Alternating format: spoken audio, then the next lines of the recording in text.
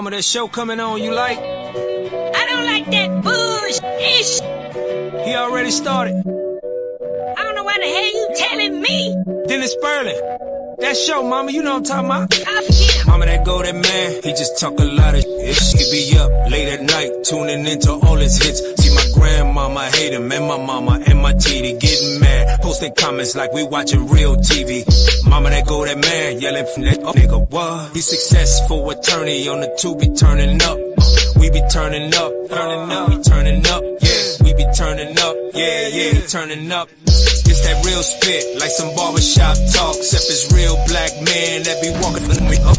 Intelligent, well versed. Sometimes we might curse, well we cuss a lot. Just like these lovely ladies fuss a lot. Switch it up, tell these suckers gotta pick it up. Move along, me and you ain't brothers, not the womb I'm on. Cross-examination on in the chat room. All the trolls with the disrespect, we in the back room. Huffing and you sucking up the air like a vacuum. Daddy disappeared, told you baby I'll be back soon. I just represent us cause the system can't afford it. I'm your homie, I'm your brother, sometimes a court appointed. Anointed, know you hate it, but I give you fair chosen. Just like Jesus in the house of God, kicking chairs over. Suit and tie soldier, give the cold shoulder. The hate and you talking, not a fucking stain on me. Watch your dame, homie, I got that change on me. Black rich, I don't give a shit, bet your dame want me. Mama, they go that man, he just talk a lot of shit. He be up late at night, tuning into all his hits. See my grandmama hate him. That's my business. You ain't got a goddamn thing to do with it. And my mama and my TD getting mad, posting comments like we watching real TV. Mama, they go that man, he talk a lot of shit. He be up late at night, tuning into all his hits. See my grandmama hate him, and my mama and my TD getting mad, posting comments like we watching real TV.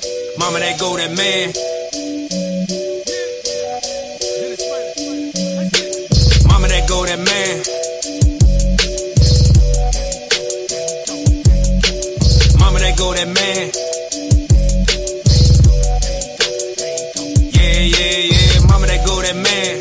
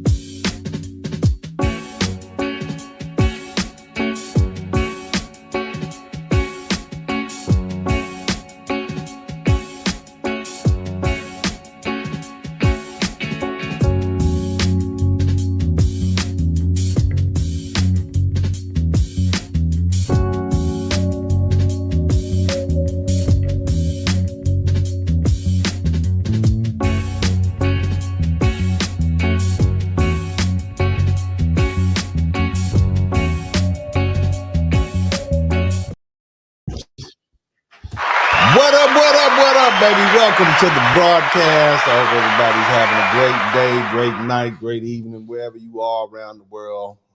I am yours truly, the Blizzard King, also known as Uncle D, but to most people, that attorney that comes on and screams at the internet in the middle of the night. Praise God. Hallelujah. Shout out to everybody in the chat room, man. I know I got my regular guys up in here. We got Wrench Turner. Shout out to Wrench Turner. Shout out to all these good folks, man. Shout out to the membership, man. Let's go ahead and get that membership popping. All right. Now, if you're looking at the thumbnail, some of you folks already hot as fish grease right now. I can't believe he got heavy. How do he think I don't get let me say this, man. Some of you guys migrated to my page after my good friend Kevin Samuels died, and he was a great guy. He was a man that wanted to see black people come together. You know, he wanted to see the love rekindle. You understand what I'm saying? He wanted the love to be brought back. I'm really not like that. You know, I'm a realist, and I recognize that the path back towards what black folks had in the 1950s is too riddled with hard feelings, broken glass, dead bodies, wild animals for us to make it back. It's not going to happen. You understand? Now, I'm always telling brothers all the time, look, man, my preference, and this is the same thing I tell my children, my preference is for you brothers to go out and find you women of African descent. And it doesn't matter to me where they are around the world. But I always explain as follows. If you find someone who treats you with love and respect and who is cooperative and who brings peace of mind and happiness to your life, you would be a fool to pass up that woman. Now, that's not the advice that I'm giving you. That's the advice I give my own sons. And that's an advice that comes from a place of love, maturity. See, some of y'all talk it, but you don't really mean that. A lot of people have ulterior motives. A lot of people want to be able to control you. They want to keep you right here in the gynocracy, especially the black powerites. Shout out to all the blackity blacks. They want to keep you right here. They want to be your next ruler. Now that they see that this white supremacy racism thing is falling apart, they want to be the ones in charge of you and to tell you what to do. Same thing with your Baptist preacher. Praise God. Same thing with your Muslim, Islam, all of these people. They want to control you. I feel that you're a free man. Somebody type free men in the chat room. Somebody type free men in the chat room. Somebody type free men in the chat room. Biting a little bit off of Dr. Umar, right? Doctor 3 times. You can call me attorney 3 times. Somebody type free men in the chat room. You are free men. You fought for the right to be free. And if you fought for the right to be free, you darn sure fought for the right to be happy. At this point, we have 54% of black men who are single and not married living in the United States. And let me tell you why. The reason why is because they can't find women that they find suitable and worthy to marry. That's a hard pill to swallow, right? Not really. Not if you lived in the United States.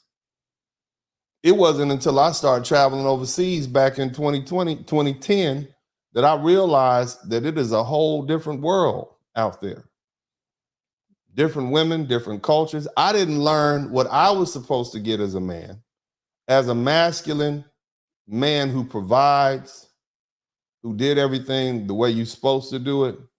I didn't learn that until I started traveling the Dominican Republic and Latin America. And I saw how these men who may have just been taxi drivers, how the deference and the respect that they got from not only their society, but also their women and their children.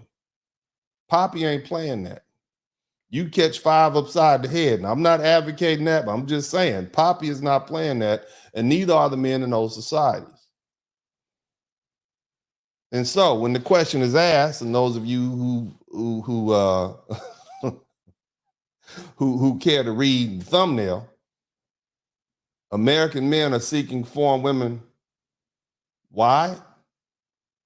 Because they want traditional relationships. Now, that said, good evening, ladies. And I'm going to talk to you ladies for a minute. Let me get uptight real close, because I know y'all don't like this. Y'all don't want to hear this. And see, it's not so much the message. You don't like the messenger. Just like you didn't like Kevin Samuels, you're not going to like this messenger.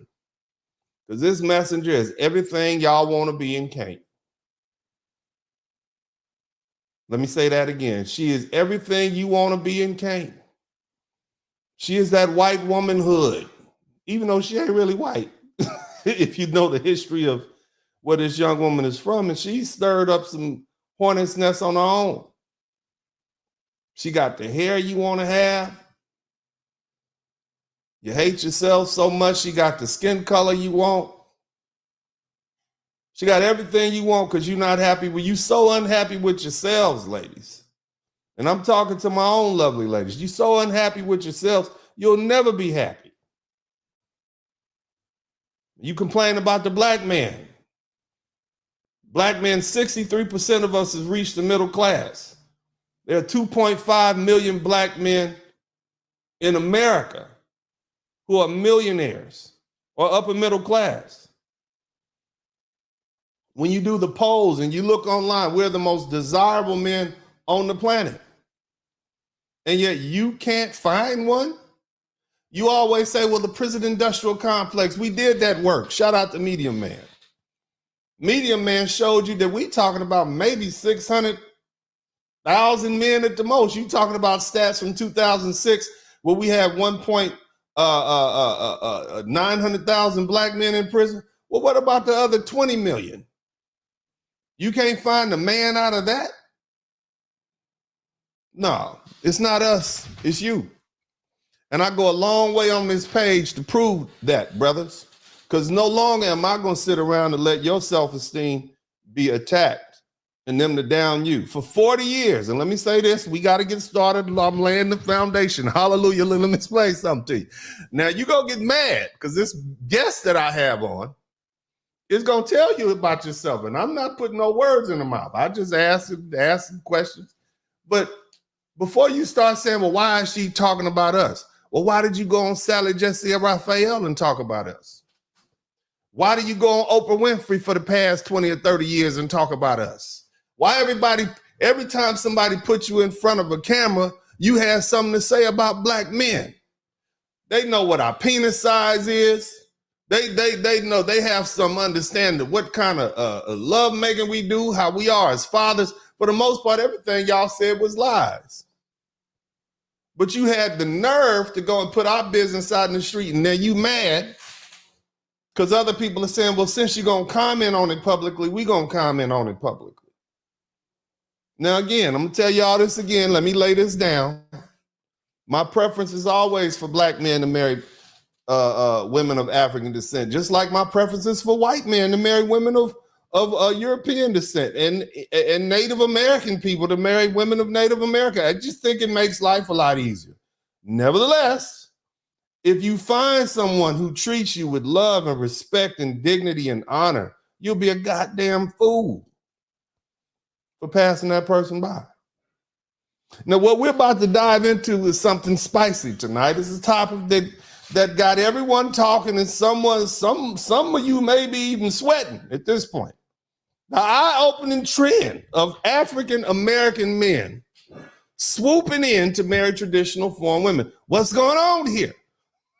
Let's peel back the layers of this intriguing situation. Somebody type situation in the chat room. Let's for those of you guys who are ebonically inclined, that's still situation, but they know what I mean. First up, we're going to tackle the big T. Somebody type traditional values in the chat room. Somebody type the big T. It seems like a whole lot of American men, specifically Black American men, are gravitating towards women who aren't shying away from embracing the classic roles in a relationship. And no, we're not just talking about being a whiz in the kitchen or a wizard with a vacuum cleaner. We're talking about a whole different vibe in the household. We're talking about peace of mind and happiness. How about that? A world where roles aren't just suggested, but clear-cut paths lined up perfectly with what men are yearning for. But hold up. Let's not paint everybody with the same brush. Not every foreign woman is cut from the same cloth. And certainly not every American woman is missing the mark. We're dealing with the trends here, not blanket statements. However, and let me say this, however, this is a big however, these trends are shining a spotlight on a stark difference or differences in what being prioritized in a relationship as opposed to just being tolerated. Let's zoom in on these traditional foreign women for a second. We're talking about ladies from places where the gender script is still running. And it's an old school way of living. They're putting family first. Somebody type family first in the chat room. They're knitting a tight web of interconnectedness and standing by their men. Somebody type standing by their men in the chat room in a way that's got some American guys wondering, why can't I get that at home? They're not just sharing a roof, they're nurturing a whole emotional ecosystem. Somebody type, she smiled at me. Somebody type, she smiled at me. Some of you black men ain't been smiled at. I grew up hard. I grew up around a bunch of angry, lovely ladies fighting on New Year's Day. A fifth of Donald Duck, a fifth of gin and a bottle of Donald Duck orange juice to set it off in the house, praise God. Angry. We don't want that. We moving away from that. That's why 54% of black men rather say, damn, we're getting married. I'd rather be by myself than have one of these battle cats in the house with me. But you black men deserve more. You deserve wives. So now they flipping the script. So American men in general, but black American men specifically, feel like, these wholesome values, they're not getting that at home. And so they're ready to turn the cold shoulder on Blackistan. It's not that ambition and independence are bad. No, sir. We're not downing the women. And the lady that you see here today, she's a highly educated woman. And I'm not talking about home economics either. I'm talking about, something that actually requires hard work, a high degree of intelligence, and stick to it. And she got to read the small print in the manual. The back of the manual with the small print, she would be one of the ones that wrote that. But again, it's about balance or lack thereof, which is steering these men to look beyond Americans' dating pool. Have you been on these social media dating apps lately? Just wide backs everywhere. Somebody type wide back in the chat room. Just 250 plus. Somebody type wide back in the chat room. Praise God. So what's the lesson here for you lovely ladies? You modern American women. It's not finger pointing. That's not what we're doing. And it's definitely not about making you feel less than. It's about a wake-up call. A chance to step back and think. What are these men hunting for that they're not finding here? This isn't about ditching your identity or playing pretend with values that don't resonate with you. It's about understanding the variety of relationship flavors out there and being open to the idea that different strokes work for different strokes. Let me say something to you all, and I want you to understand this. Men are lazy when it comes to love. That's why you got dudes that have sex with the secretary. That's why the doctors always end up messing around with the nurses. That's why the lawyers end up messing around with the damn receptionists, because they lazy about sex. Dudes have zero standards. Give them a beer. Beer goggles, you ever heard that?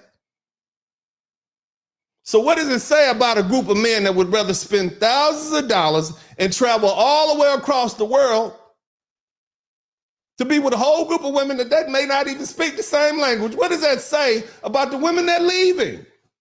You are so repulsive to me that I don't even want to put my tallywhack inside you. What does that say? That's more of a reflection on those women than it is the men. So stop blaming these men for going overseas. You ladies need to look in the mirror and ask yourself, what is it about us that are running these men away? I know y'all don't like that. That's why I don't talk about these subjects. Y'all ain't figured it out. I don't give a damn about you. I tell dudes all the time, turn that cold shoulder and walk away. I don't give women advice on this page. I don't give a damn what you do, because I already know what the outcome is going to be. Your society is going to fail without productive men. What I'm doing is I'm making sure that it's not so many angry men out there who are unfulfilled, who don't have families, and who don't have anything to live for, that they want to turn around and take that pain and anguish out on me. I grew up in that. I'm from South Central LA. I know what it's like to grow up around a bunch of angry, unfulfilled men. I know. So whatever we got to do to pacify them until I can get myself up out of here. You know what I'm saying? So I can get my kids going and get myself up out of here. That's what I'm going to do. So I don't really give a damn about you. You're lucky to have the guest on that I have. See, I don't talk about you because I don't care enough about you. I talk to black men because I got to deal with them on their bad days. I'm the one that they want to shoot. My sons are the one they want to fight. They make me look bad because when the police see me, they don't see a black man who's highly educated, who's made hundreds of thousands of dollars every year for the past 14 to 15 years. They see a thug. They see a criminal. They see an angry man. So what I'm doing is self-preservation. I want these black men to get married. I want them to be happy. I want them to find wives. I want them to have something to live for. Period. Now let's brush off this cultural curiosity. Y'all say, oh, you're just fetishizing those women. Look, let me tell you what. After they start passing gas in the bedroom and you start smelling their poop and looking at dirty socks, all that fetish stuff wears off. We talking about real relationships out here in these YouTube streets. So I don't want to hear that fetish. Fetish lasts for the first maybe 24 hours. After you've been up in that and you smell the human being on the other side of that fetish, that's a wrap. So this is not about cultural, this is not about fetish. Nevertheless, it's a golden ticket to be able to delve into the intricacies of modern love and relationships with somebody from a different culture, especially from a traditional culture. It's about figuring out how to meld different worlds, learn from each other, and build something that's not just tolerable, but downright fulfilling. Whether it's by the traditional playbook or something that's a mix of contemporary, whatever. We're going to wrap this up with a bow. Relationships are unique as the people in them. But there is a secret sauce. Somebody type secret sauce in the chat room. Mutual respect, deep understanding, the agility to grow and to evolve together. Because she's going to have to deal with you fellas. When you go get that traditional woman growing up in the matriarchy and the gynocracy, she's going to have to deal with you too. She might have to show you how to be a man. You might need to hang around her daddy and her uncles just to get used to seeing what men are supposed to get treated like.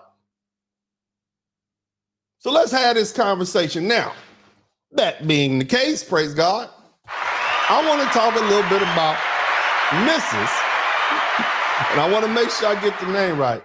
I believe it's Sue Rhea Brooks. Now, y'all might have seen on the internet, boy, she been throwing flames out on people, boy. I mean, she got people hot as fish grease. Oh, they so bad on Instagram that they tried to get rid of her account. But anyway, she sent me a bio, but I don't want to put too much of this lady's business out in the street. But this is what's important. She is married to a black man. 15 years. They've been together 22, which means she had to be real young, because when I look at this lady, she ain't that old. She's a young lady. So what that means is she's been with this man a very long time. So she don't have all that baggage. And let me tell you, say you was, some of y'all went through y'all 304 phase. It's not a phase. If you were 304, you were 304 for life. You understand? It's like the mafia. You can't get out. That's you. All right. Another couple of things. And I don't want to put the lady's business out in the street, but she's a married woman speaking from the age of maturity. You see what I'm saying? She's not a young girl. She's young, beautiful, but she's the age of maturity. Now I'm about 10 years past the age of maturity, but she's a mature woman, educated woman. And speaks honestly. And so, without further ado, I just want to bring this beautiful, wonderful woman in, and I want to just thank you, Mrs. Brooks, for coming on in here. And the fact that you're willing to do something that I'm not. I don't talk to women. One of the reasons I don't talk to women is because I had a little Islamic influence growing up. Mhm. What I noticed is that the men talk to the men and the women talk to the women, and I don't speak their language. I'll speak to my fiance. If I had daughters, I'd speak to them, but I don't really care because see, all you need is one woman. And straight, I don't care about the rest of them. But here's the thing: there's a lot of other angry men out there, Mrs. Brooks, and they need women. And these ladies here, they seem to be lost. Most black men are not going to be able to be passport bros. Mhm. We need women to come in and explain to them how to be women. Now, I told you this and I told them that. My preference is always that black men marry women of African descent. Because I know that my brothers would, it's a certain peace that you have when you see your children's faces. You see in their face, you see your grandmother and your grandfather. It's peace in that. But here's the thing. If the woman that I choose is so rotten as a mother and so rotten as a wife that the marriage fails and the children get treated bad, what's the purpose? You see? But nevertheless, I've laid the foundation. Please tell us a little bit about yourself. Tell us about what you do and how you got started on this mission. Hallelujah. Go ahead. Let's hear it. Well, first of all, thank you once again so much for giving me the chance and giving me the opportunity to speak on your platform. I appreciate it. I was totally in shock when I received your email. So thank you so much for it, especially knowing, you being the friend of Kevin Samuels, my husband and I, we would always sit down and watch his videos. My husband started, he introduced me to those videos. And that's where it basically all started. My whole mind shifted and me understanding where my husband as, a male and his sexuality actually come from, what it actually means, just gave me a whole different perspective and understanding of all of that. But, speaking of me, myself, as you said, my name is Suraya Brooks. You pronounced it very well. Thank you so much for that. I'm 40 years old. Thanks for saying that I'm, somewhat young, 40 years old. And I'm Turkish. My parents came to Germany in the early 80s, and then we stayed here. So I've been born and raised here in Germany. But still grew up in a very traditional household. And, that was very important to my parents, coming from Turkey. They didn't want to lose those traditional values, especially raising two daughters in a somewhat westernized country such as Germany. So that was always very important to them. So speaking of that, the roles were very strict and clear between my father and my mom, even though my mother was working as well, because, times was hard back then, them coming from Turkey, trying to prove themselves to the German society. They both worked, had to make ends meet. But the thing about it is my mom never lost respect for my father. And therefore, we always knew who had the say in the household, Okay. So other than that, why did I speak about why did I start speaking about the things I talk about? Is because you mentioned it earlier in your introduction. You said, a lot of women are talking about black men, black American men, a certain way. And I just see these videos. I see these women talking a certain way about black American men. And I'm like, wait a minute.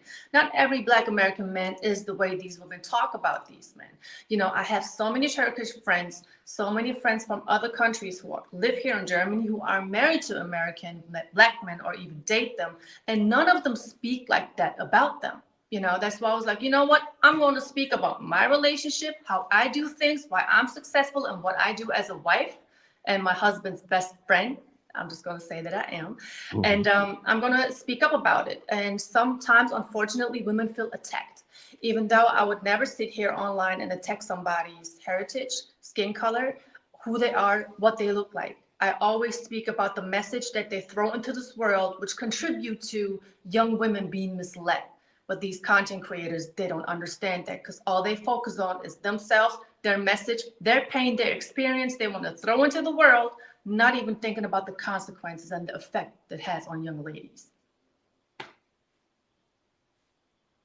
That's about it. So we lost you for a minute. I think your sound went down. Or it might be a little delay. So you mentioned a lot there.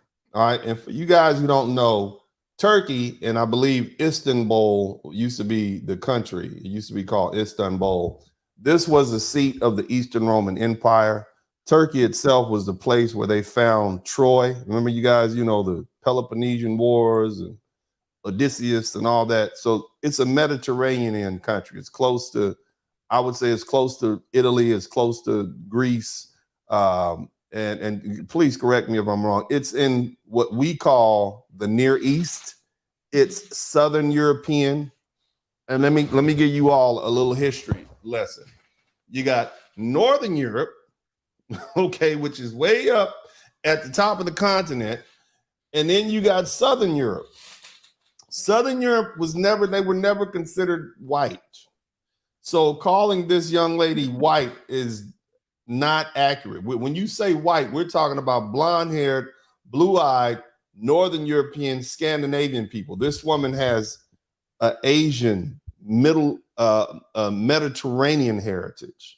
You see, the Mediterranean was a seat. You got the cradle of civilization to the right. You got Africa to the south.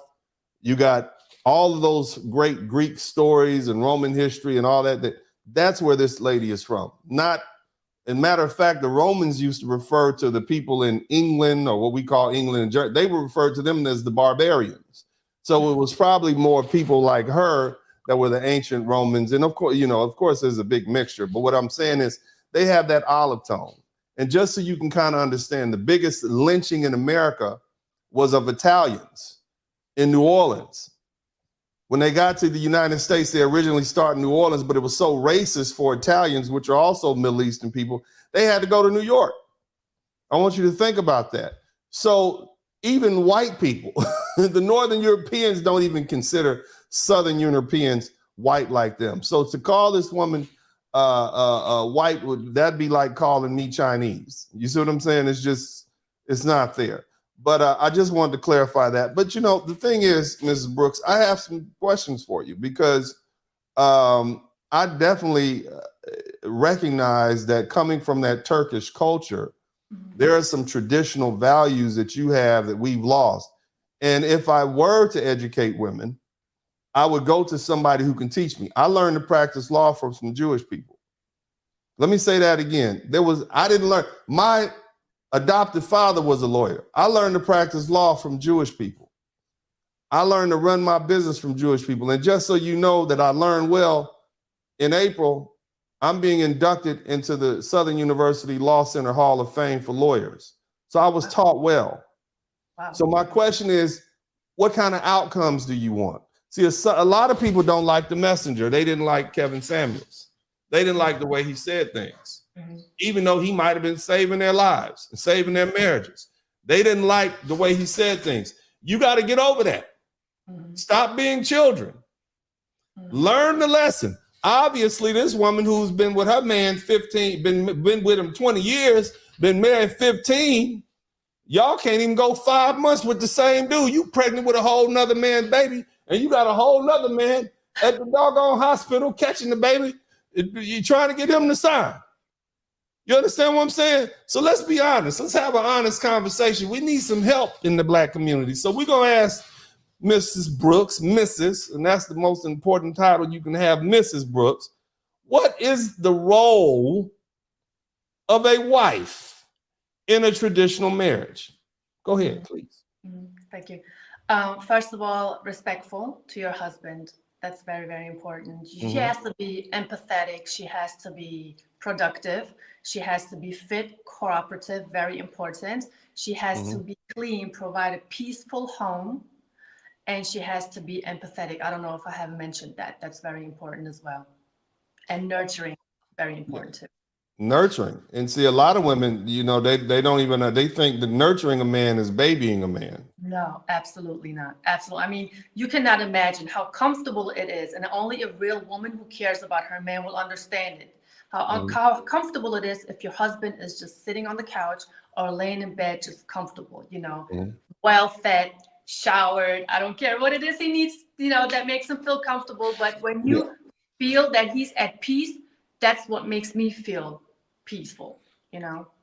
See, the thing is, and you know, we got a particular issue in the black community. Most black men have never been nurtured. They're not even nurtured by their own mothers. And the biggest lie that I've ever heard anybody say is Michelle Obama telling the world that black women baby black men. That's a damn lie. The secret truth is many of them. One of the reasons why these black men are moving so far overseas and going passport bros because they low key can't stand their mamas. They can't stand the women that raise them. They don't want to be around them. They don't want to be around that toxicity. But nobody's willing to say that. I can say it because I don't care what they think. You can't get me fired. I've had all sorts of people try all sorts of things. I'm just telling the truth. It starts with the mother. So if you got a mother who treated you bad and call you, I'm gonna just say this itch ass ninja, all that degradation, all that humiliation, all that emasculation, you wouldn't want to be around her or no woman that reminds you of her. Somebody type passport bros in the chat room. Now, the thing is, and I want to elaborate further on what Mrs. Brooks said, is that historically and in many cultures, the wife's role has been to manage domestic affairs and support her husband, not be out front. Support. And that's often based on biblical references. Look at your Proverbs 31. Sociology speaking, this division of labor was seen as is the way to maintain a household efficiently. Somebody got to do something. You want your big 250-pound husband in there frying eggs for them kids? Is that what you want? How about you, lady? You want to go dump the trash? You want to, when it's time to re-roof the roof, you want to hop up there 100-degree weather and do that? There's got to be a division of labor. Let's just keep it 100. So, Ms. Brooks, another question I want to have is, what do you think, based on your heritage and your traditional culture, what are the key responsibilities of a traditional wife? Well, the first one that I mentioned earlier was most definitely respect. That's one of the responsibilities. And then, like I said, provide a peaceful home, empower your husband. That's very important as well, you know, and acknowledge what he's doing. Now, when you say empower your husband, what does that mean? I mean, because, you know, a lot of these lovely ladies don't want to give up control. What does empower your husband mean? And do you think, and I'm gonna go, like a lot of women think being a married woman is slavery. They really think that's slavery. What do you think about? I know I'm throwing it at you. Okay. I don't have a lot of women on this. It's usually just me and a bunch of dudes screaming at the internet. What is empowering? Give them an example of how you empower your husband, your black husband. And is your husband from the inner city or is he from the country? He's from Philadelphia. Oh yeah, he hood as the front of a car. So he dealt with it. How do you empower this man? Go ahead. How do you empower him, please? Well, I'm letting him be the man of the relationship. You know, I am not confrontive. Like I am not, you know, acting like I have the same power as he does, you know, or the same strengths, should I say. So I don't argue with him as if I'm just another dude, you know, because it's not that type of party. And then again, when he wants to do something, I support him in that. You know, I give him fuel. I make sure I give him, you know, the courage to maybe do something that he may not be comfortable doing, you know. So I make sure that he keeps going in what he's doing and he gets better at it. You know, especially when he feels down sometimes, I make sure I pick him up. And you know, lots of times men don't admit that they are down because they were never supposed to show any weakness. But I'm able to sense that, you know what I mean? So when that happens and I see that, I pick him up and I lift him up so he can continue where he had left off. So let me get this straight. You got this black man, like I'm dusty, according to the internet. I'm one of these dusty black men. So you got one of these dusty black men and you make him happy. You uplift him. He from Philly. I'm from LA. That's about the same. So you got, and you uplift him. Is that what you do? You smile at him too? Absolutely. Speaking of smiling and speaking of women who are mad, right? You said that you grew up in an environment where there were a lot of mad women. Same thing with my husband. I remember this like it was yesterday. When we first started dating, his mom was sitting on the couch. And I don't know, honestly, if she liked me or not, but I was so happy to see my boyfriend back then. He was my boyfriend. I was smiling all over my face. And she just looked at me. She said, tell her to stop smiling before I smack that smirk off of her face. Woo. You know, just crazy. I mean, I really don't want to put his business out there like that, but just the energy that I was given from, you know, those mad women that you were even speaking about in your environment is the environment that he grew up in. So yes, I will lift him up just because of the simple fact of me knowing what type of environment he grew up in, you know. So, you know, he pretty much had the same type of mother that many of us Black American men had. One thing you'll notice, I experiment with people. My background is not just law, but it's also science. And what I'll do is I'll put a photograph of a Black man smiling. That just burns them. That especially if he has like a woman with him and he happy and smiling. A lot of these lovely ladies, they're so angry, they don't want to see Black men happy. It's not that they want happiness for themselves. They don't want to see you happy. See, if these lovely ladies that we have right over here in the community, if they could run off and get them a beautiful, handsome, blonde-haired, blue-eyed, white king, they would leave us in a heartbeat. Only a very few of them would stay, but they can't do that. And the reason they can't do that is not because they don't look good, it's because of their attitude.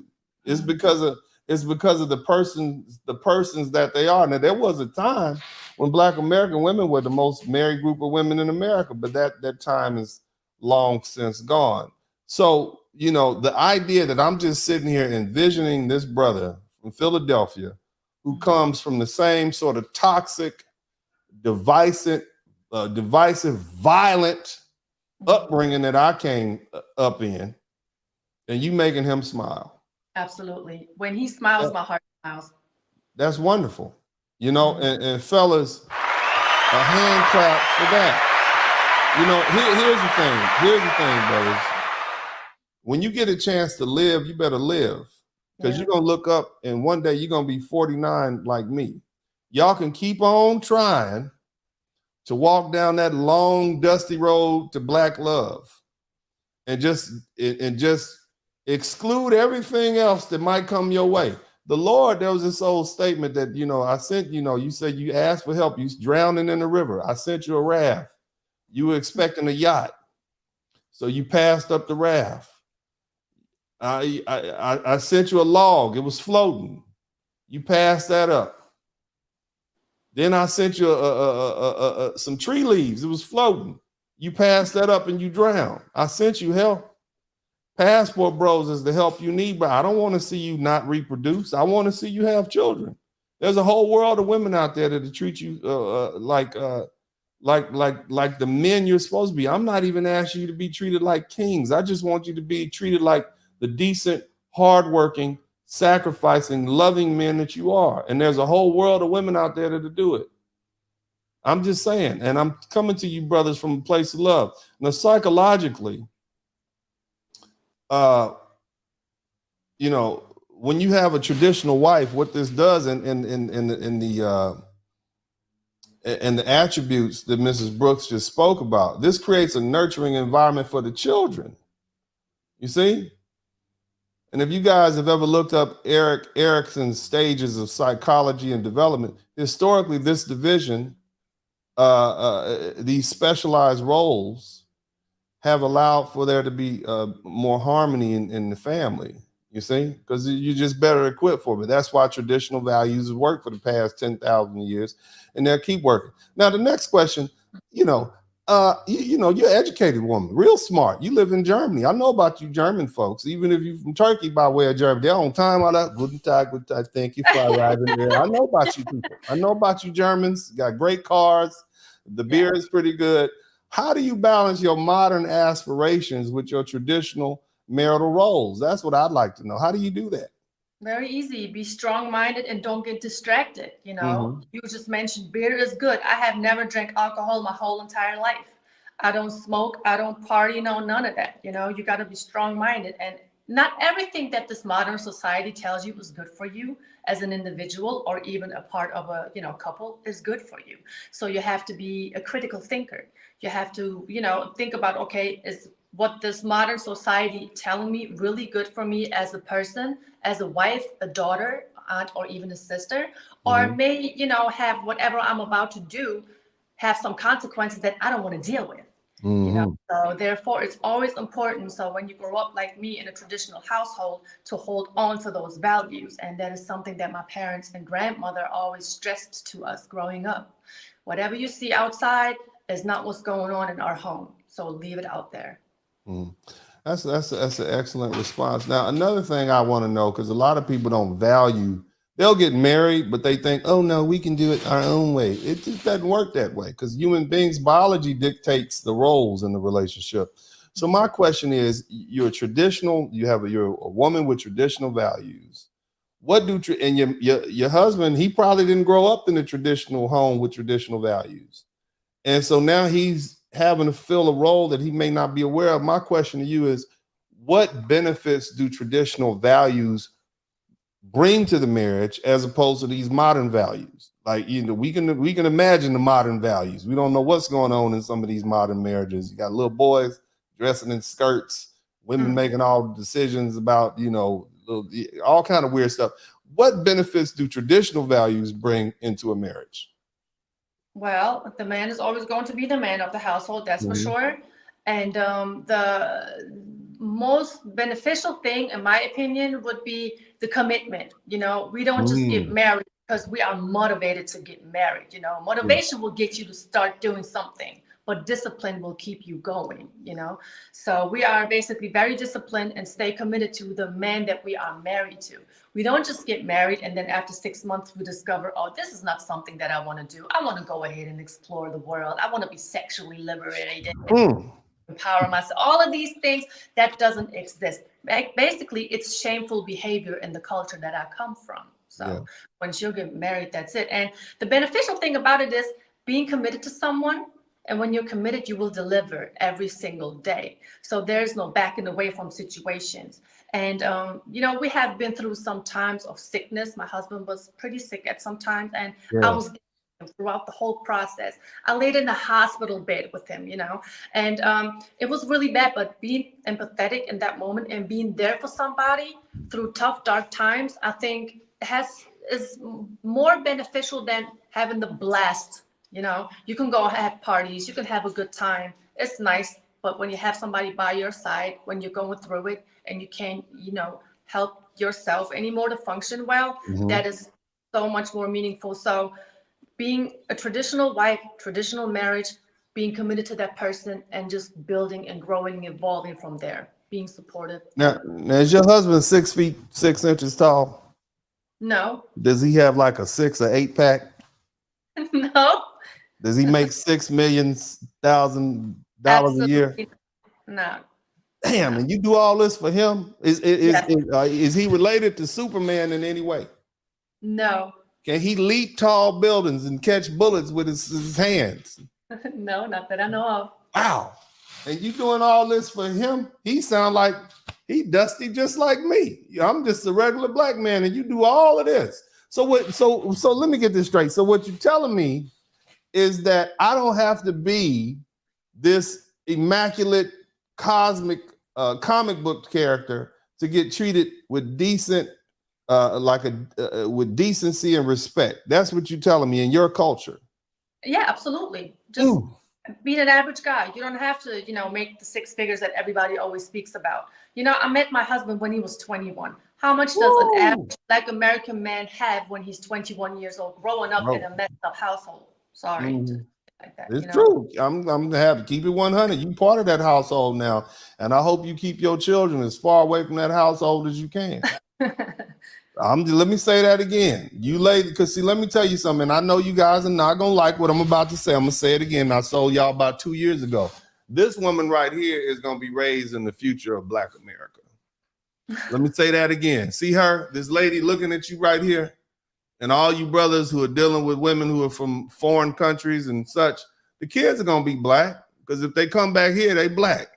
They might be high yellow, white. We've dealt with that before. They still Black because we have a different racial identity system here in the United States.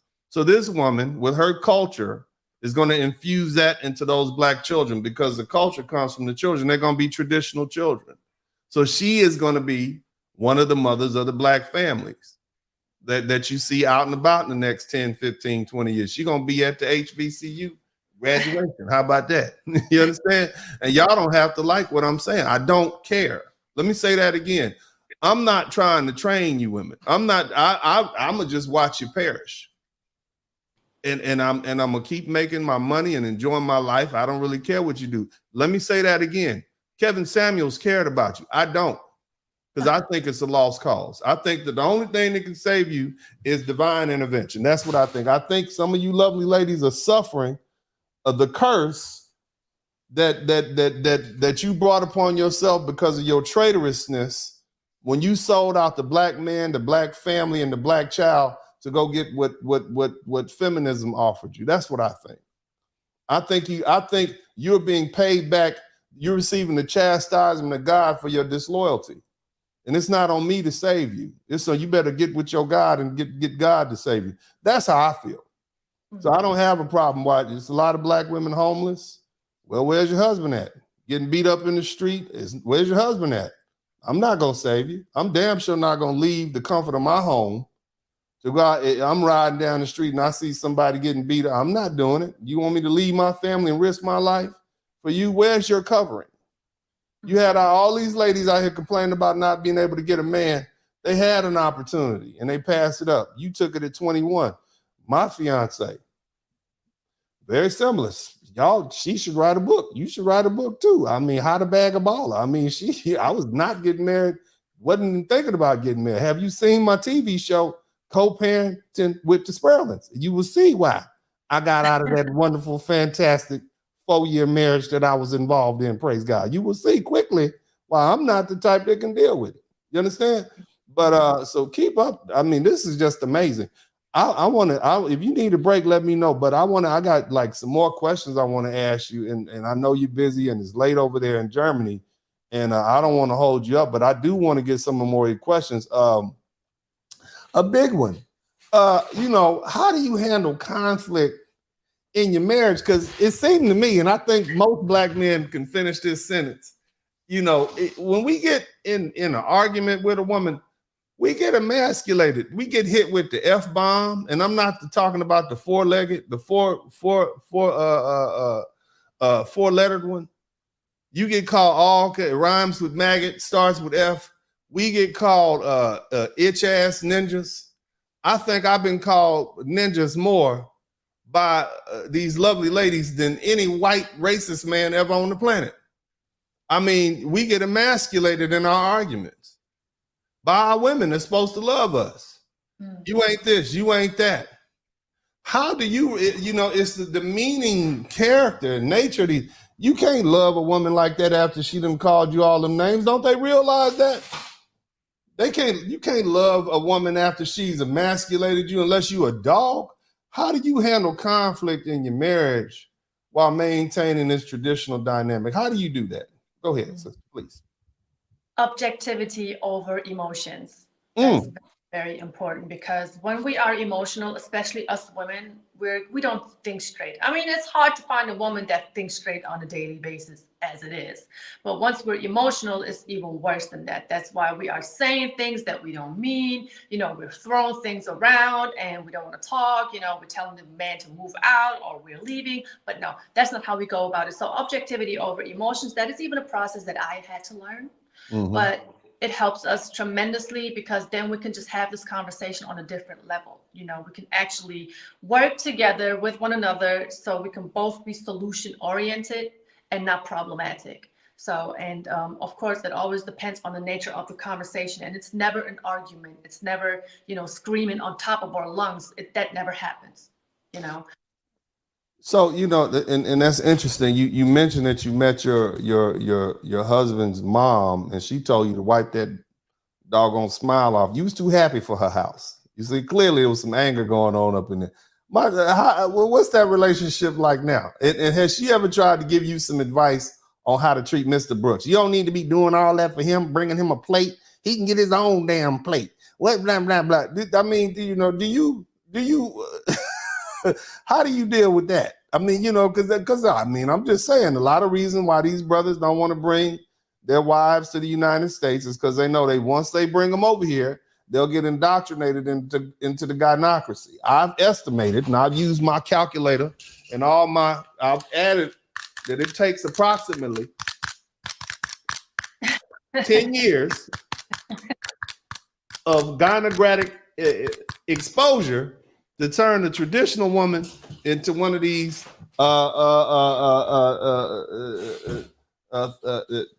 I ain't gonna say that word. I'm gonna say it takes 10 about 10 years to turn one of these women into one of what we don't want. What are your thoughts? How do you deal with that relationship with the mom if you have one? I don't know. Let's hear it. Well, there is one thing you blinked. You gave me that slow blink. Go ahead. Let's hear about it. Praise There's God. just one Hallelujah. thing that I have discovered that was very, very disturbing to me, and that just told me everything about her. When my husband is unhappy, that's when she's happy. And when I discovered Say that again. Hold on. Slow down. When my husband is unhappy, she's happy. Say it again. Say that's his mama talking. Go ahead. Let's hear that again. When I discovered that my mother-in-law is happy when my husband is unhappy. Ooh. And when I discovered that, when I noticed that, I was like, can never take any advice from a woman that feels like that about her child.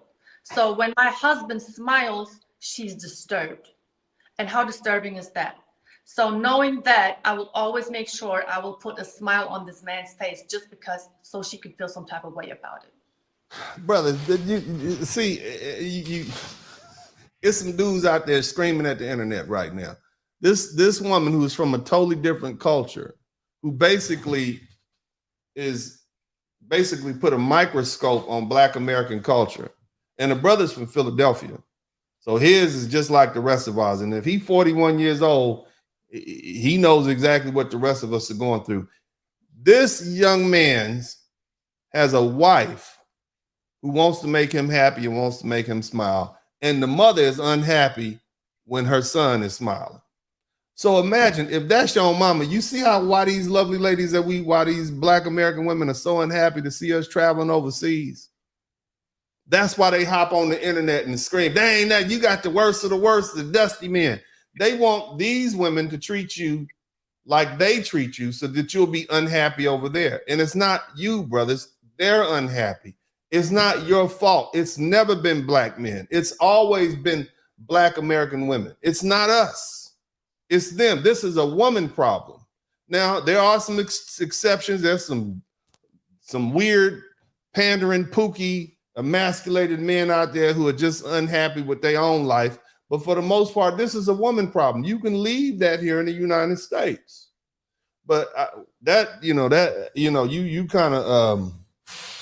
kind of hitting a little too close to home for me too. Let's move on to the next question. Praise God. Let's go on to the next question because it's just unfortunate. How do you in your relationship? You're obviously a well-spoken, well-educated woman. You have a whole different perspective from your cultural upbringing. Your parents are still married. How does your decision making work in your relationship? And let me say this: I might see things that my future wife, my fiance, she sees things differently because she's a little bit more family oriented than me.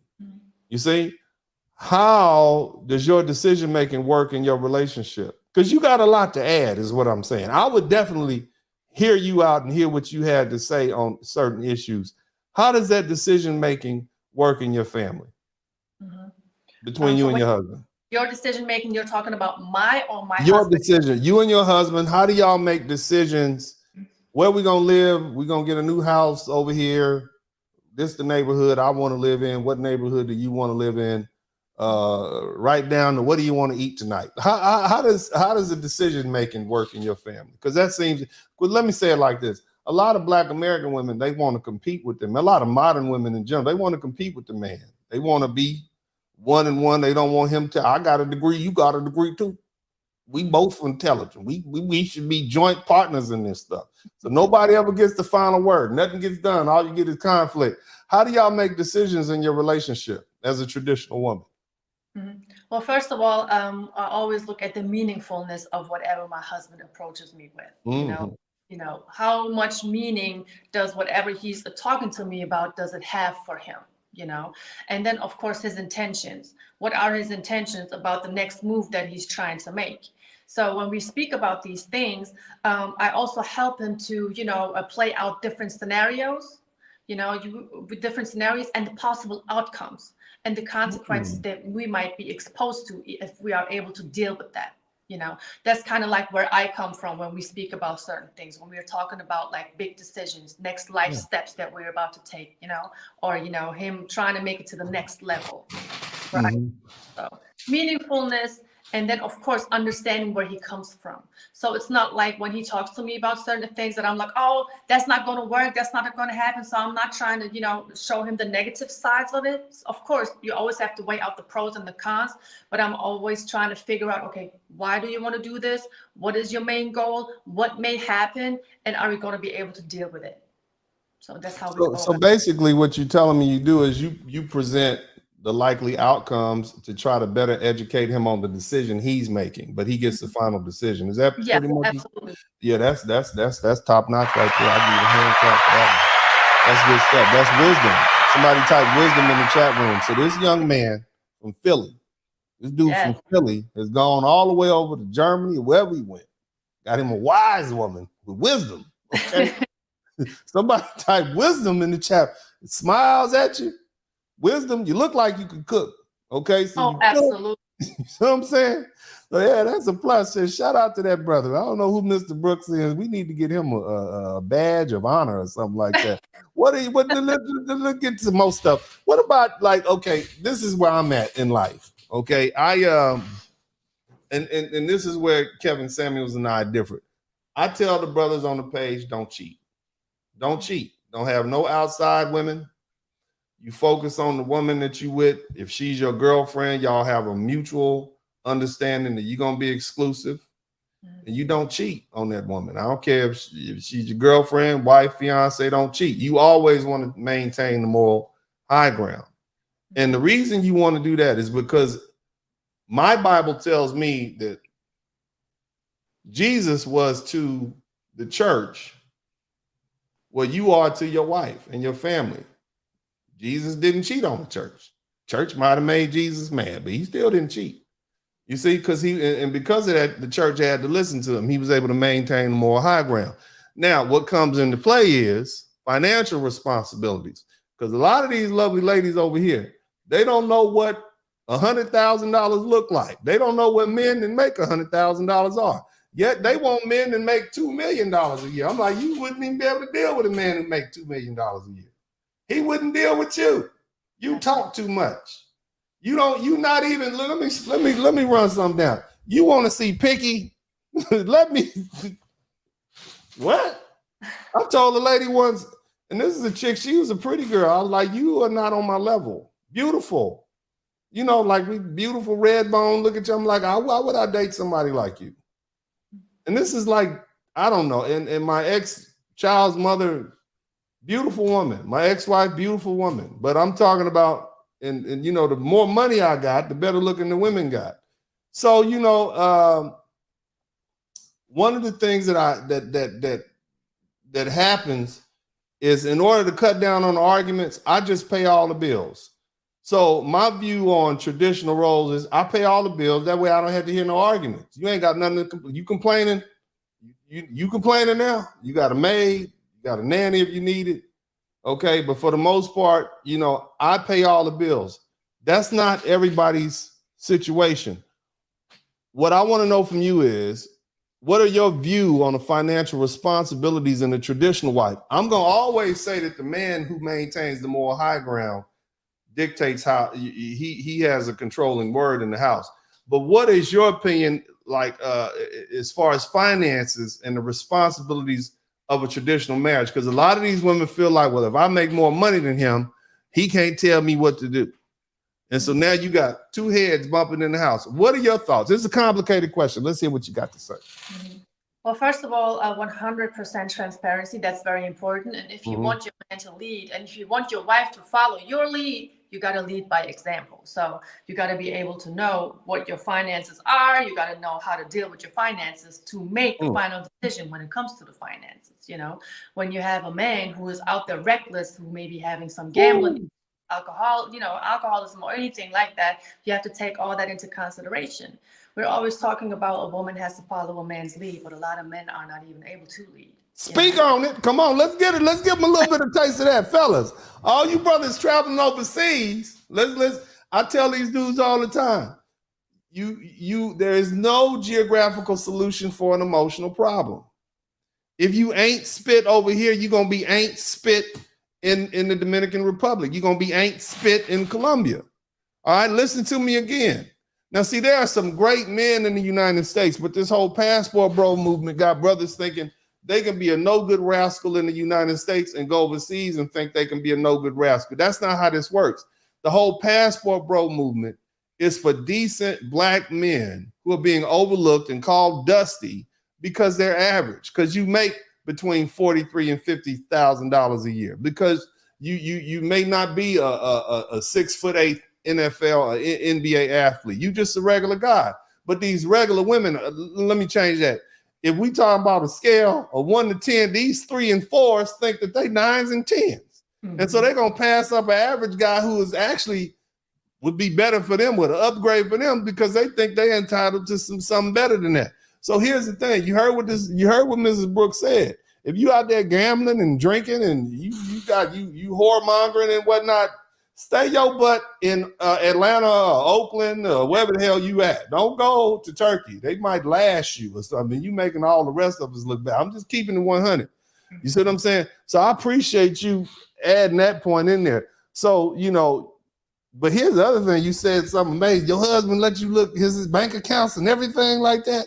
Everything is out in the open. He has full access to my bank account. I have full access to his bank account. So. Woo! Jesus, yeah. Hold on a minute. Let me make sure my fiance ain't listening. I ain't got to that point yet, praise God. We're going to move on to the next question. Let's move on to the next question. We're going to talk about the money. Oh, man. How do you support your husband? You mentioned this earlier. How do you support him in his career goals and his personal goals? A lot of women, they have a problem. They don't want him. They want to compete with the man. They don't want him to be too far out front in front of him. They think if he start doing better than them, he might leave. And what are your thoughts on that? How do you support your man in his personal and career goals? What do you give us some advice on that? Yeah, in any way possible. And why am I saying that? We are in a long distance marriage as we speak, because he's on a self-growth journey right now. So, he's in Philly right now doing whatever he can to become a better man for himself. So I'm here in Germany, and we talked about it. I made the sacrifice, he made the sacrifice as well. We are apart from one another right now, but that's okay. If I can contribute and support this man and becoming a better version of himself, I'm gonna do that. I don't care if I have to be apart from him. I'm, pretty strong, mentally strong, focused, goal-oriented, and I will never lose the focus on what's important here, which is, him being on his mission, and I will help him with that. Because him being a better man for himself, he can be a better husband to me. Okay, so he's doing something productive, whether it's education or work or something, and you basically at home in Germany holding down the fort.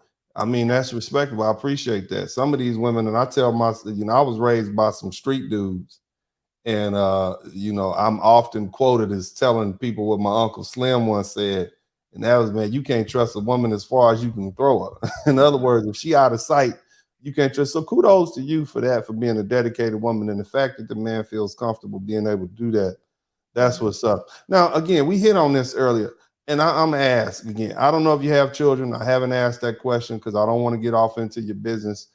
But my question to you now is, what role does extended family play in your marriage? We already know mother-in-law is, not really I wouldn't want to hear anything from her.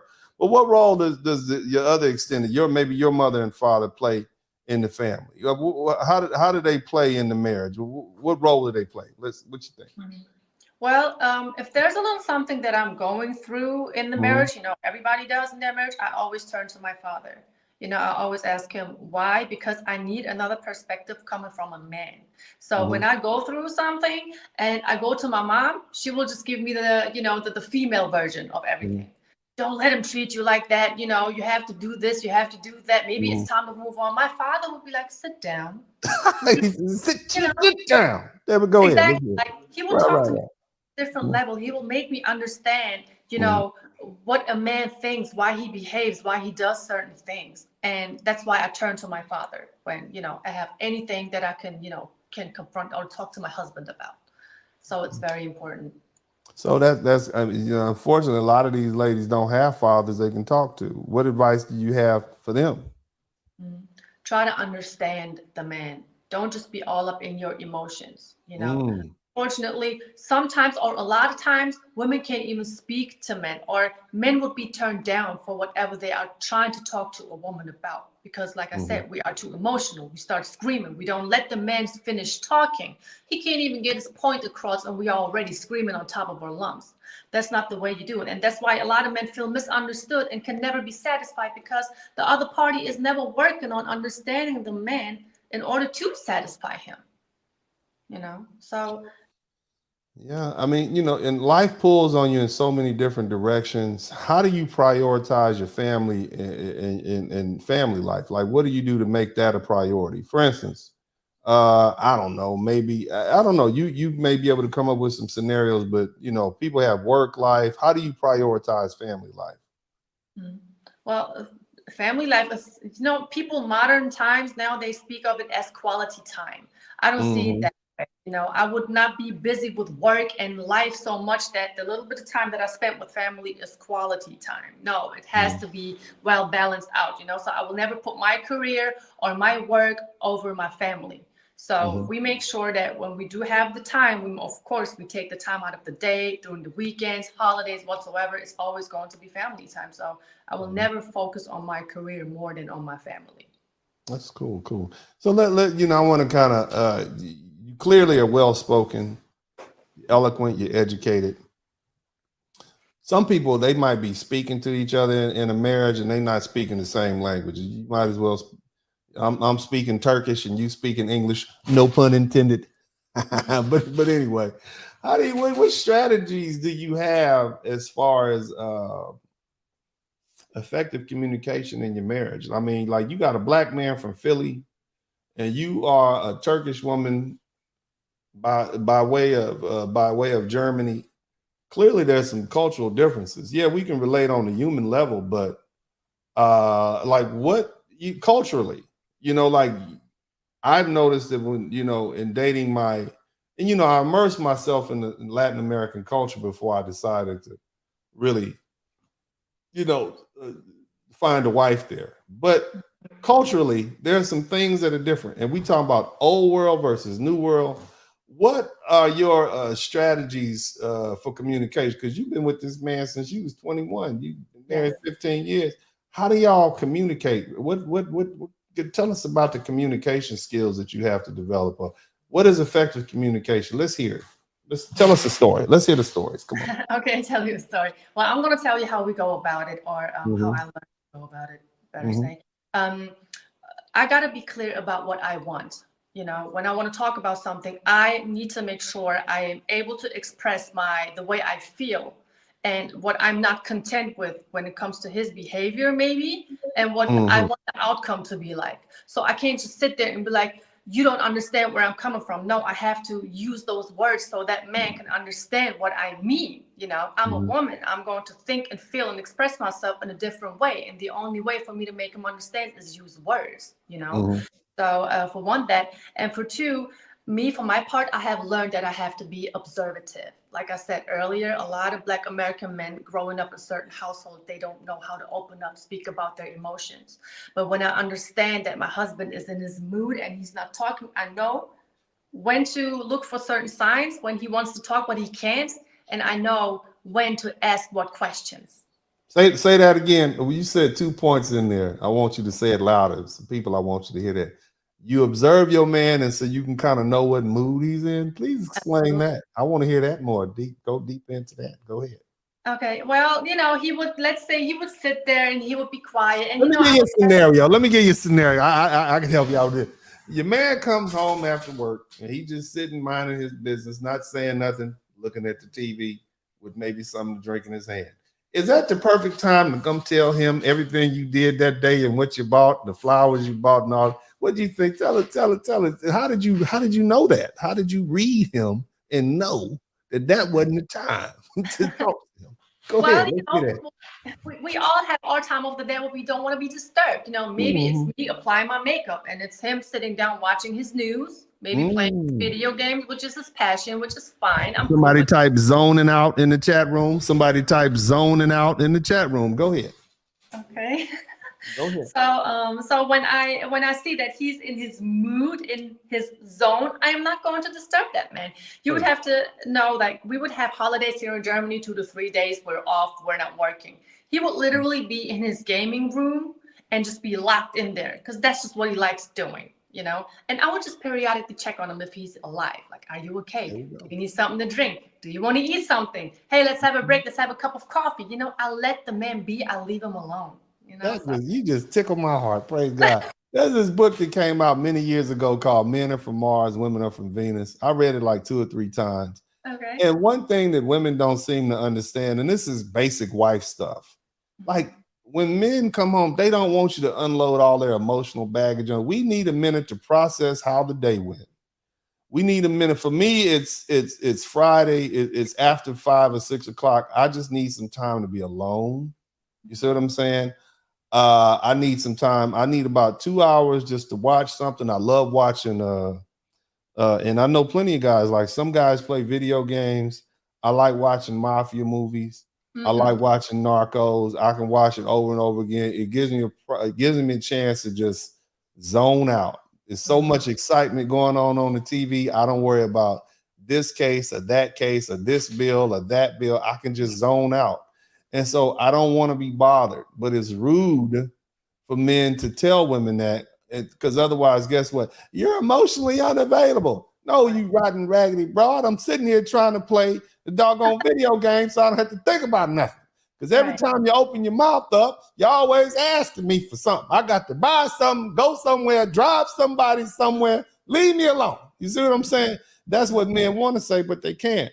And so ladies need to understand this is, and look, once he gets through that, he'll be fine. Women, on the other hand, they like to talk. They talk their issues out. They have these conversations with each other, and they just listen. Men, on the other, if you tell me all these problems, I'm gonna give you some solutions. That's not what women want to hear. They don't want to hear solutions. They just want you to hear them. They just want you to hear them. Then they feel better. I don't want to hear all that. Not right now. I don't want to hear what Susie and Mary did at the doggone job today. I don't want to hear it. So that's an excellent point. I appreciate that. Let's do this. We're going to take a quick break. We'll come right back. I need to take a sip out this jelly jar. And I don't want to seem too ghetto up in here. Y'all hit the number 1 button. Uncle D will be right back. Let's shout out to Kevin Samuels. He'd appreciate it. I want to see you win. And I put pressure on us men to understand how we did not get our masculinity training. And we have been doing our work, okay? But now it's time for you ladies to understand you're going to have to bet on us like you want us to bet on you. I talked to several men this week. I don't just get on here and talk shit. I have men I call around the world and I ask, what do you think about this concept? Level set me. Shout out to brother Dennis Spurley. Dennis, I'm not going to get, I don't want to tell people's business, but I'm going to tell you, high value men retire their women or make them come work for them. So ladies, what is it going to take for you to free yourself? Because you and I both know you're dying at these jobs. You're in a toxic.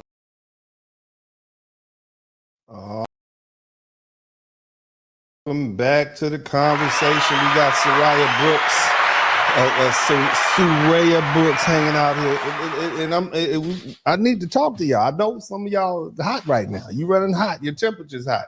Here's what you need to understand, brothers. What you've heard for the past hour and 18 minutes, or really 40 minutes, because I've been loud talking, for the first 20 minutes, is you've heard a woman give advice on what it takes to be a traditional wife. Not only is she a traditional wife, but she has a black man who apparently grew up in a non-traditional home, and she's taken that man, and for the past 20 years, she's forged a life with him. And it seems like a happy, prosperous life. If he in one place and she in another, that means they make some money. Shout out to making some money. You understand what I'm saying? Let me tell you a little bit about myself. I had given up on dating American women. And it wasn't but because of Kevin Samuels that I believed, okay, let me try it. I met a young lady, it was 3 years ago. And after about a year, I proposed, bought a big old 4-carat rock. You see what I mean? Because he turned me into a believer. And on top of that, she was listening to him too. Traditional marriages work. The reason they call them traditional is because they've been around a long time. Now, do you want to get married? If you want to get married, the possibilities out there. I tell you brothers all the time, man, you don't want to, you don't want to marry one of these Hellcats and end up in a household somewhere and you dying a slow death. Part of the reason that it took me so long to get married or even get in a serious relationship after my divorce back in 2010 is because I was waiting around for that black woman. Kevin Samuels are a lot alike in that regard. Kevin, towards the end of his life, he had realized the error in his ways.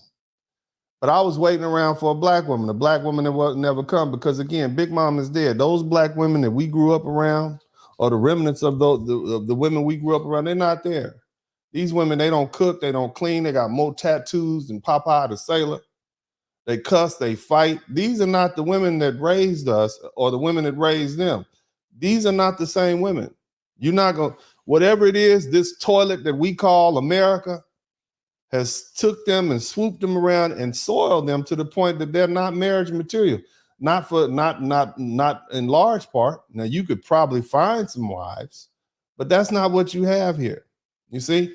Now, I'm going to bring Mrs. Brooks back in, but I want y'all to understand something. It is women like this who come from these traditional cultures that men are gravitating to. Now, some of y'all say, well, these passport bros are just going over there to be with women. Initially, that's what men do. That's what I did.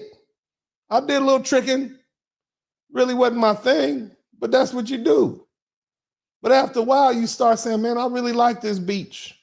I really like this real estate. I like these people. And then, of course, you're going to end up saying, well, you know, I like these women. And let me tell you the biggest secret that y'all don't understand. Let me tell you a real big secret. After you get to dating these women, you don't even want black American women no more. Your taste change. I like to eat mango now. Mango is basically just some bananas, basically some unripe bananas. And I eat that now. I still eat some grits every now and then, but my preference is mango. You get used to that good treatment. And you black American women, I want you to understand something. I'm not trying to save you. It's people like Mrs. Brooks that are going to save you. It's a damn shame that your men are running halfway around the world to get women who are traditional. So listen and take this lesson, whether you like it or not. You can learn something. Somebody type learn something in the chat room. Now, welcome back, Mrs. Brooks. Put you away for a little while. I'm not going to hold you up too much longer. I got a couple more questions. And, you know, you're a smart lady. You're a wise lady. And I sense, my Negro sense tells me that if need be, you could be extremely assertive when necessary. Something tells me that you can speak up for yourself. You wouldn't have a problem with that. If need be, I got the sense. I know a little bit about Turkish people, and there's a lot of stabbing going on over there in the past 2,000 years. I know a little bit about Turkish women. I know a little bit about everything. How do you manage balance between being submissive and being assertive with your husband? I mean, because sometimes you got to speak up. You know, you just got to. In 20 years, I'm sure it's been some times when you had to speak up. I know. You said I'm saying. I'm just keeping it 100. We ain't got to put nobody business out in the street. Somebody type business in the chat room. How do you manage? How do you balance that? Go ahead. Let's balance the submissiveness and the assertiveness. Let's hear it. Let's hear it. Yeah, I mean, of course, that has happened quite a few times. But like I always say in the beginning, you never can lose respect, you know, so there would never be certain things that I would say to my husband, never, you know, cross certain boundaries. Tell us some of the things that you would never say to your husband why you being assertive, or the category of things that you would never say to your husband while you being assertive. Let's hear it. Well, I would never tell him to get the F out, for Oh, example. that's Yeah, I would, lightweight. That's lightweight. Let's hear what else you got. Go ahead. What else would you never say? or maybe, comparing him to other men, Mm, part, okay. yeah, I work with a lot of men at the job, being in the engineering field, a lot of engineers, I would never be like, my coworker would do this for me that you're not doing for me. I would never do that. Now I didn't say it, but did you hear what this woman said? She's a whole engineer out here in these streets, a whole engineer. So this is a highly educated woman with numbers. I ain't say it. I ain't put your business out. You said it yourself. I can repeat it after you say it. So we talking about an educated woman. This ain't barefoot, pregnant, sitting in the kitchen, ain't got no money. This is a woman in Germany who's an engineer. She probably helped build your BMW right now. You understand? But let's go ahead. Go ahead. Let's go. Praise God. Go ahead. Yeah, well, I will never tell him to get the F out, or I will never compare him to other men. Okay. I would not emasculate him, like calling him, what did you say earlier, itch or anything like that. So Itch ass ninjas. We get no, that I a lot. would You never an use itch that ass term. ninja.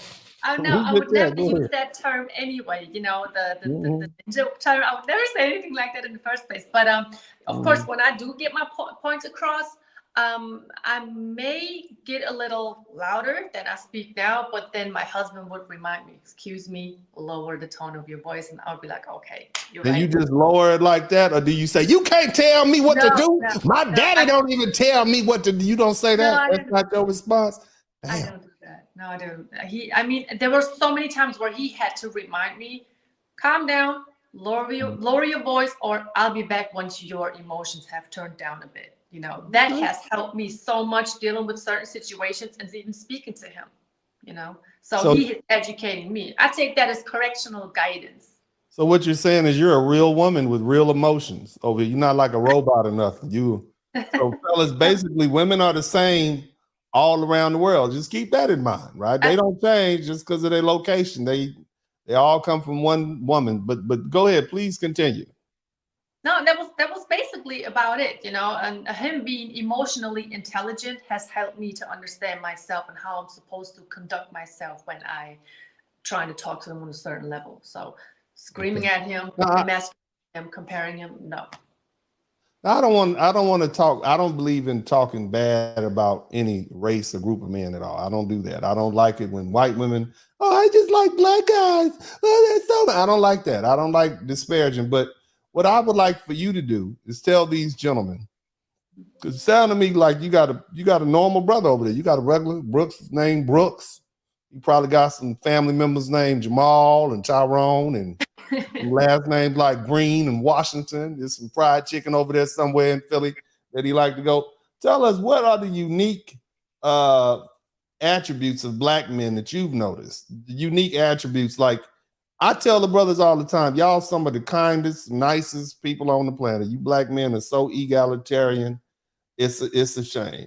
What have been your experiences with black men or this black man that you're married to? Tell us about our good qualities, because we don't hear that much. We need to hear. Go ahead and make us feel good. Go ahead, tell us about ourselves. We listening. Go ahead, please. Well, let's begin with the positive sides. Honest, down to earth, funny. Hold on, the black man is honest. What? I thought we was a bunch of lying, no good. I thought we was all that. Go ahead. You got it. Go ahead. I'm sorry. I didn't mean to interrupt. Honest, down to earth, and generous. And they will give you what you give them. If I would have gave my husband back then, boyfriend, crush, whatever you want to call it back then, if I would have given him a whole bunch of game and attitude, maybe he would have responded to me in a different way. But when I see him, I'm kind of like, okay, he's very attractive. I like what I see, and I'm gonna let him know. So, I made sure he understands where I'm coming from, so we can, move on from there. And I guess it worked. It clearly did. Y'all been together 20 years. That's good stuff. Yeah. And so here's the thing. And you haven't spoke on this specifically, and I don't want to get into your business because I know you got a lot of trolls and haters out there. But what approach to parenting would you suggest that are within the traditional marriage structure? Like, what are what would you suggest? Like let's get what advice do you have?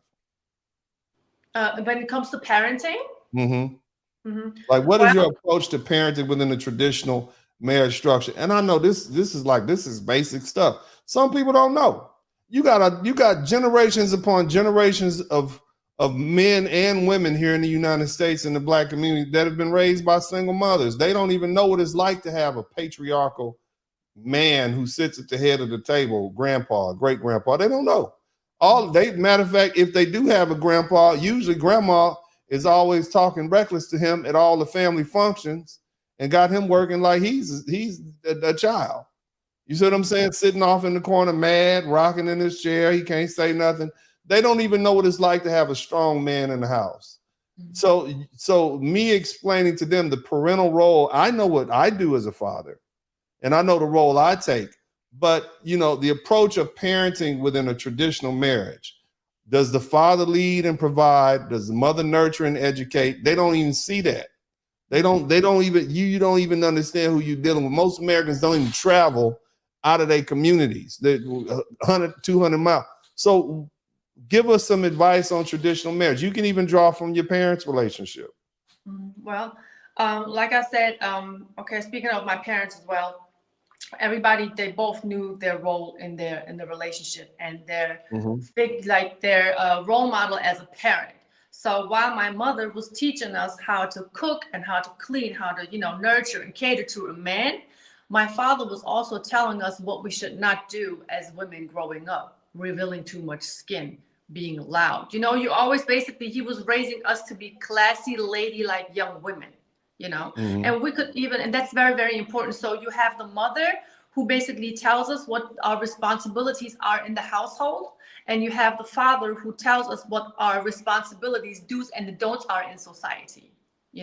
So mom is teaching us how to be like in the household, and dad is teaching us how to look like outside of the household. Oh wow, that's a good balance. What about let's talk a little. Let's get down to, how do you keep the romance alive in a relationship? Because a lot of these ladies feel like, I've been married for 7 years, and it's time for me to get back out there on that rooster roller coaster and find me a new man. How do you keep the relationship, the romance alive in a relationship? Let's hear about that. Go ahead. What are your thoughts? Luckily, both are not romantic, so neither one of y'all. Okay, no, absolutely not. I'm not romantic, and I'm gonna tell you one thing: I have so much more fun sitting maybe at the park, in the car, eating some Burger King. We just recently did that, and just have a fantastic conversation.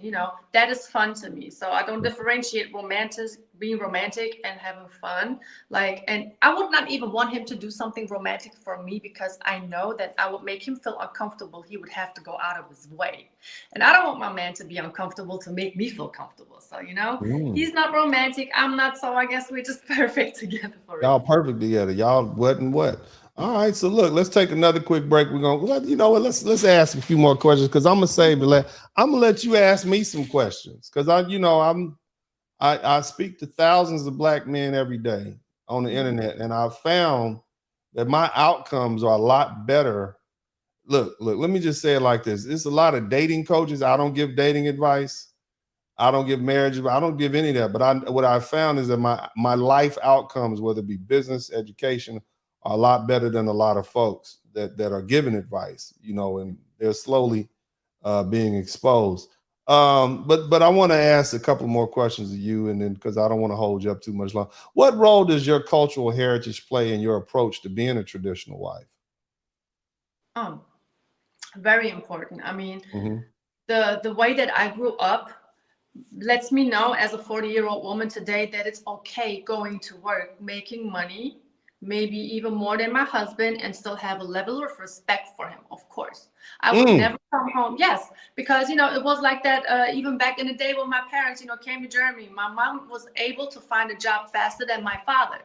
But she never came home and threw her paycheck in his face and said, okay, you're not making any money, and I looked at what's going on, and I would, of course, adapt that same mentality. So I'm going to work. I have a full-time job. My husband does the same, and I still am the one who takes care of the whole household, and my female responsibilities within our relationship, just because of the simple fact I see my mom and my grandmother do the same thing. So you got it. You work and you're a traditional woman. So Yeah. those two things are not mutually exclusive. Is that what you're telling us? Yes. Mm. Some Yes. people find that, because let me tell you, the truth is a lot of these modern women are lazy, Miss Brooks. They don't want to do anything. They really lazy. They want to sit around and be princesses. They want you to go out and work. They want you to be the slave. So shout out No, to you for that. never, never. I mean, that's another thing that I have learned growing up. Of course, your man has to provide, but you would never put Mm-hmm. yourself in a position that a man has to kiss your feet, you know? So I don't want to say that I'm not special to my husband, but Mm-hmm. I would, let's say it like this, I would feel some type of way if he would just shower me with gifts, or if I would not give anything back and he's the only one giving me things. Mm-hmm. No, I can't deal with that. That what and that's ideally, of course, fellas, if you got a good woman, you should do things for her. I don't believe in all that what is it called, pimping and all that. That ain't that's we took a wrong turn with that. But you definitely should do good things. I do nice things for my lady all the time, surprise her with stuff like that. Because the woman cooks 3 meals a day. She wakes up 4 o'clock in the morning, sometimes 5 o'clock in the morning. She makes me breakfast, makes my sons breakfast, and they eat as much as I do.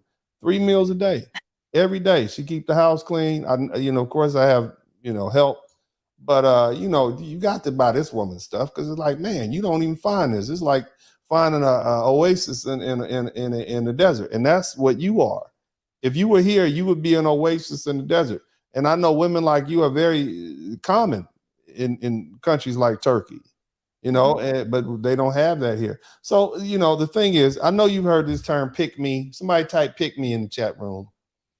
Somebody type pick me in the chat room. Somebody type pick me. How do you navigate the societal pressures and judgments about being a traditional wife? How do you, because they could take you a pick me, and they're using shame to try to not get you to do that, because if you keep doing that, that put more pressure on them to get off their lazy, big, wide back behinds and actually be real women. How do you navigate that? Go ahead. I simply don't care, because they are not the ones that I focus on. My marriage, my relationship to my husband is what I focus on. And if that makes me pick me to them, that's fine. I'm okay with that. I'm trying to work for my husband, with my husband, and not to be, to be one of them and look good to them. They consider whatever they're teaching each other empowerment. When I'm really trying to empower these women, I get called names, Pick me. Pick me up. What advice do you give to these modern women who want to be traditional wives? What advice would you give them? I would tell them, turn everything down a notch. Start with your ego. Let go of your ego. Yes. Ooh, somebody type ego in the chat room. Go ahead. Ego. Ooh, Capital letters, please. But let go of your ego. If you are above 30, stop going to clubs. Stop drinking. Stop smoking. Stop being loud. Stop dressing skimpy. Be classy. Open your heart and stop showing yourself on social media to everyone. Speak on it. Go ahead. Butt Yeah. naked booty pictures all on the internet talking about you wife material. No, you for the streets. That's what you are, lady. Let me just speak to you honestly. If you got your body is all on the internet, you are for the streets. If you got a bikini picture on the internet, you are for the streets. If you got your cleavage pushed together, looking like the Rocky Mountain High, you are for the streets.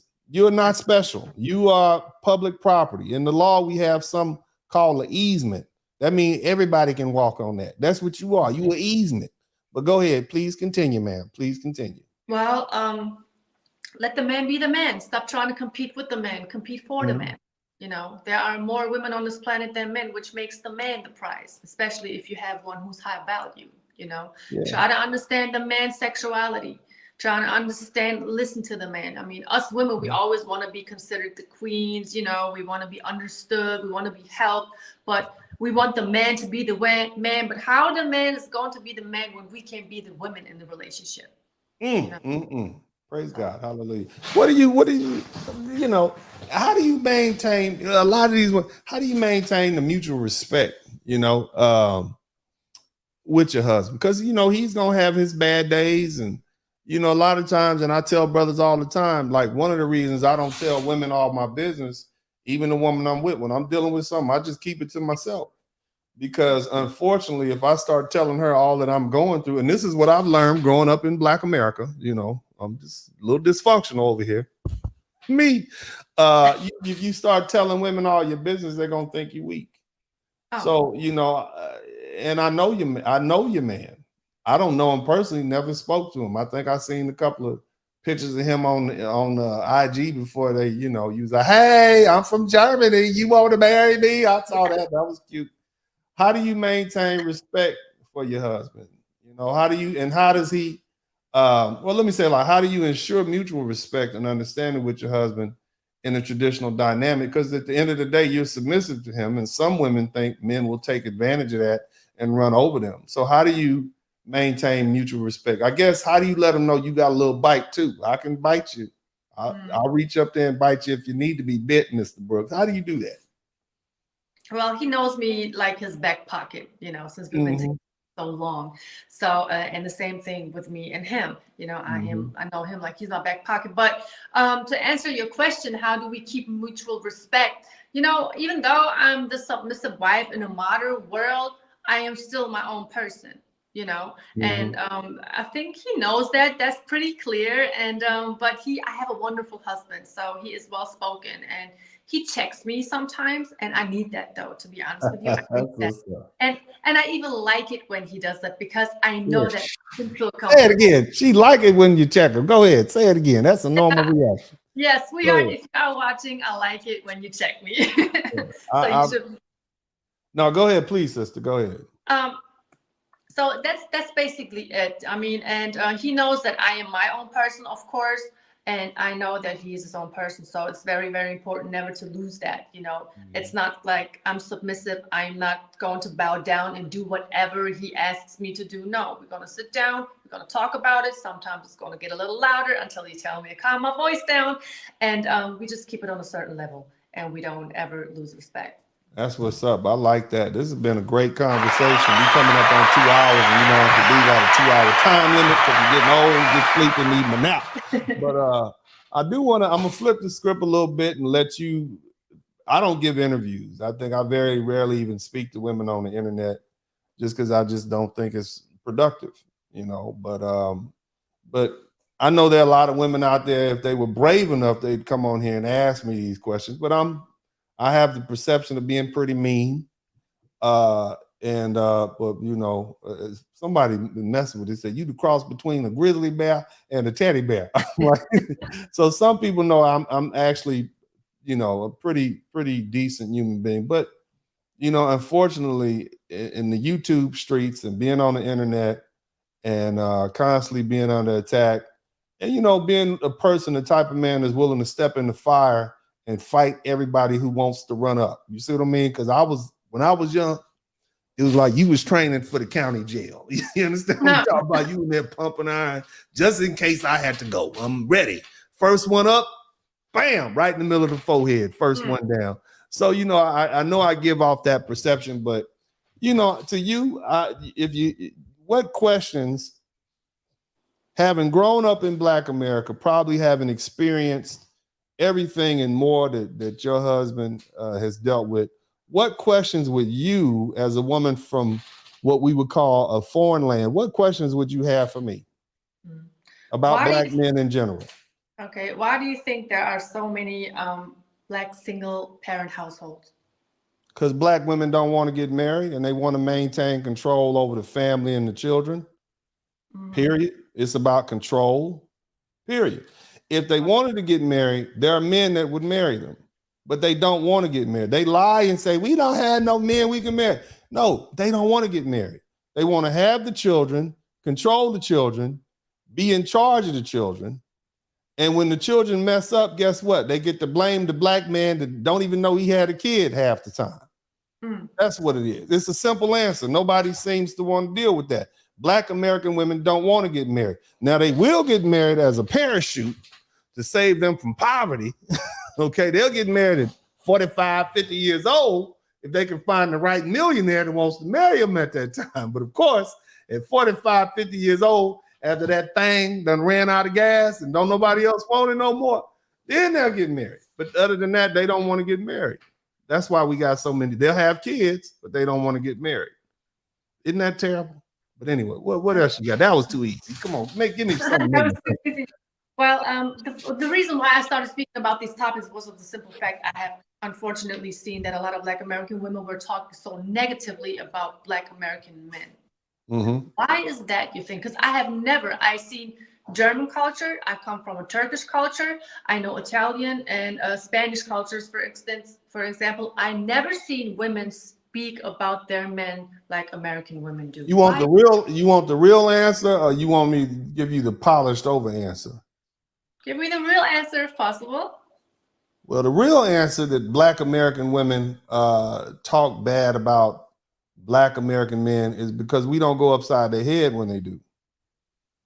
Because let me say it like this. If we were down in Colombia or Brazil and those Brazilian women hopped on the Brazilian equivalent to Oprah Winfrey and they start talking about what Brazilian men aren't and work, they would get plenty of lefts and rights, and they would be put back in their place. Let's just keep it 100. It is not a friendly place outside of for women outside of the United States, Canada, the UK, and Germany. It's not a friendly place when women know their place because they're held in that place by force. Lo and behold, a woman down in Mexico decides she wants to up and just start bashing Mexican men. It's not going to be a warm reception. They have no fear of physical reprisal, and whether you agree or not, that's what it is. So they feel like they can say whatever they want to say, and then Black men just too egalitarian, too deferential to women. Oh yeah, well maybe she has a point. She told you was a low down, no good, dirty dog. She told you the worst fathers on the planet. All you do is up and run away and leave your kids. Turn out that about 18% of these men are impregnated about 60 to 70% of these women. So who's the real 304 in this relationship? You see what I mean? If all y'all banging the same dudes, and some of these dudes are lowlifes, what does that say? It says poor judgment. But the reason that they talk about it is because they can get away with it without any repercussions. That's why. And instead of pushing back, not really having any, except now, here we have YouTube and we can push back with facts. But before that, we're not violent men like that. Now, if push, anybody will be violent. You see what I mean? But we get a horrible reputation, but we tolerate too much. And I tell dudes that all the time, you're too damn nice. You tolerate too much. You let them get away with too much. Being the strong, silent type. There's no compliment in that. You just look stupid. Now you got somebody else paint your image and reputation for you. Yeah, that's what it is, because they can get away with it. And that's what tyrants do. Bullies and tyrants will do whatever you allow them to get away with. And unfortunately, giving these Black American women control, they always had the mic, they got the bullhorn, they got the movies, they got everything, they get to tell their story. And at some point, they just start making up stuff for pity. He's been so bad to us. They treat us so horribly. So they can get a pity party going on, because then they get a chance to lash out at us as if it's retribution, as opposed to them just being bullies. It's not that complicated. That answer your question. Yeah, absolutely. Thank you. Yeah, don't nobody want to hear that though. If these dudes start going upside these women's heads like those Russian men do, you know a little bit about Russia. You over there in Germany. Yes. Yeah, yes. they would be much quieter. Yeah. They would have a lot less negativity to say about Black men. Look at the white men. White men treat Black women like she's not even a woman. Let me say that again. These white men that you lovely ladies are running up after, they don't even see you as women.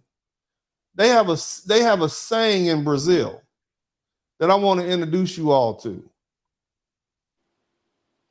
The white woman is for marriage. The mulatto or mixed woman is for sex, and the Black woman is for work. Wow. And they say that in Portuguese. That's what they think about you. They don't even see you as womanhood. And here you are running up behind them like that. That's the truth. But nobody will tell you. The only one that tell me, they tell me I hate you. No, I'm just speaking the truth from what I know. So yeah, that's why they get away with it. And they treat that white man like he's a god. And they treat these Black men like they nothing. And see, when a woman like you comes along and you got this Black man from Philly, smiling and happy. They mad at you and him. They mad at him for being, how dare he go somewhere and be happy? How dare he? That's offensive to them. But anyway, what else you got for me? Would you, I know there are a lot of men in America who, I don't want to say suffer from dating in America, but would you tell them to be okay with the bare minimum? Because I know that there are a lot of women in America who use their looks as currency. But me as a woman, I know that's not enough. Like, you cannot impress a man with just your looks alone, because what are you going to do when you get a little older? Even your BBL is going to start looking crazy on you once you get older. So would you tell men to look for more qualities in a woman than just her looks? Well, you always going to be attracted to a beautiful flower. You know, there's always going to be a place for beautiful women, beautiful men, beautiful, handsome. They're always going to be that handsome dude is going to get an extra piece of chicken when he comes through the fast food line. You see, there's always going to be that. There's always a place for beautiful people, you know, and thank God for beautiful people. We be like, man, you know, my God, I tell my lady all the time, look how ugly I am. I got all these ugly marks. Half my hairline is missing. And she always said, no, you not. I'm like, that's so sweet of you, but thanks. But you're gonna be attracted to beautiful women, fellas. But here's the thing: is that all you want? Because you, like, when you sitting at that plate and she put like something on your plate, you can't eat that. Do you want all her best attribute is beauty? You want this woman raising your children, helping you with your finances? How about organizing your funeral? Is that what you want? Because if all she's got is beauty, that's no other quality. You can have beauty and a whole lot of other things if you just travel overseas. See, America, what's happening is there's such a deficit of thin. Let's start with thin first. Let's start with slender. And when I say slender, slender is anything under 175 pounds at this point in the United States of America. Can y'all hear me? Ms. Brooks, I think we might have lost you for a minute. You might want to come back in, but there she is. Slender is anything under 175 pounds. And y'all like a woman under, yes. Based on what we're looking at right now, if she's under 175 pounds, at least you almost there. You help her drop that last 35, 40 pounds, and you might have a winner. Because for the most part, you got 80% of women, over 60, 80% of women who are obese. That's 250 plus. We talking about linebacker size out here. You know what I'm saying? At my playing weight, when I was an offensive tackle in high school, I was like 275. That's normal weight these days. You understand what I'm saying? And then the nerve of these girls, they think I'm big and they big and we supposed to be together. We can't be together just because we big. You too big for me. They got lower back issues. I got the sciatica nerve going there. That L1S1, I'm not messing with you. You're too big. I want something small and petite to look like a woman. So, I would say to these ladies, let's just I done lost my train of thought, so I'm gonna keep talking until you cut me off. But for the most part, you can have more than beauty. You know, you want grace, you want caring, you want empathy, you want a woman who's generally pleasant. Every woman's gonna have her bad days. If beauty is all that you're looking for, and I did that. My baby mama's a former runway model. You understand? I did that. And I got everything I asked for. Don't feel bad for me. After 8 years of child custody litigation, I got everything I asked for. So let me just tell you, beauty ain't it.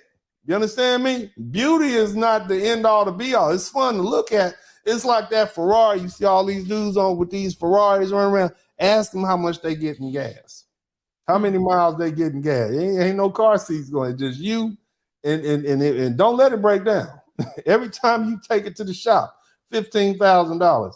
That's what you get with a woman who's just beautiful. She has no other redeeming qualities, which ain't cool. You see what I mean? Horrible mother, can't cook, hard to be around. Nah, do better, fellas. The self-esteem. Don't let your low self-esteem be so concerned about having a beautiful woman on your arm so other people could think more of you. That's all that is.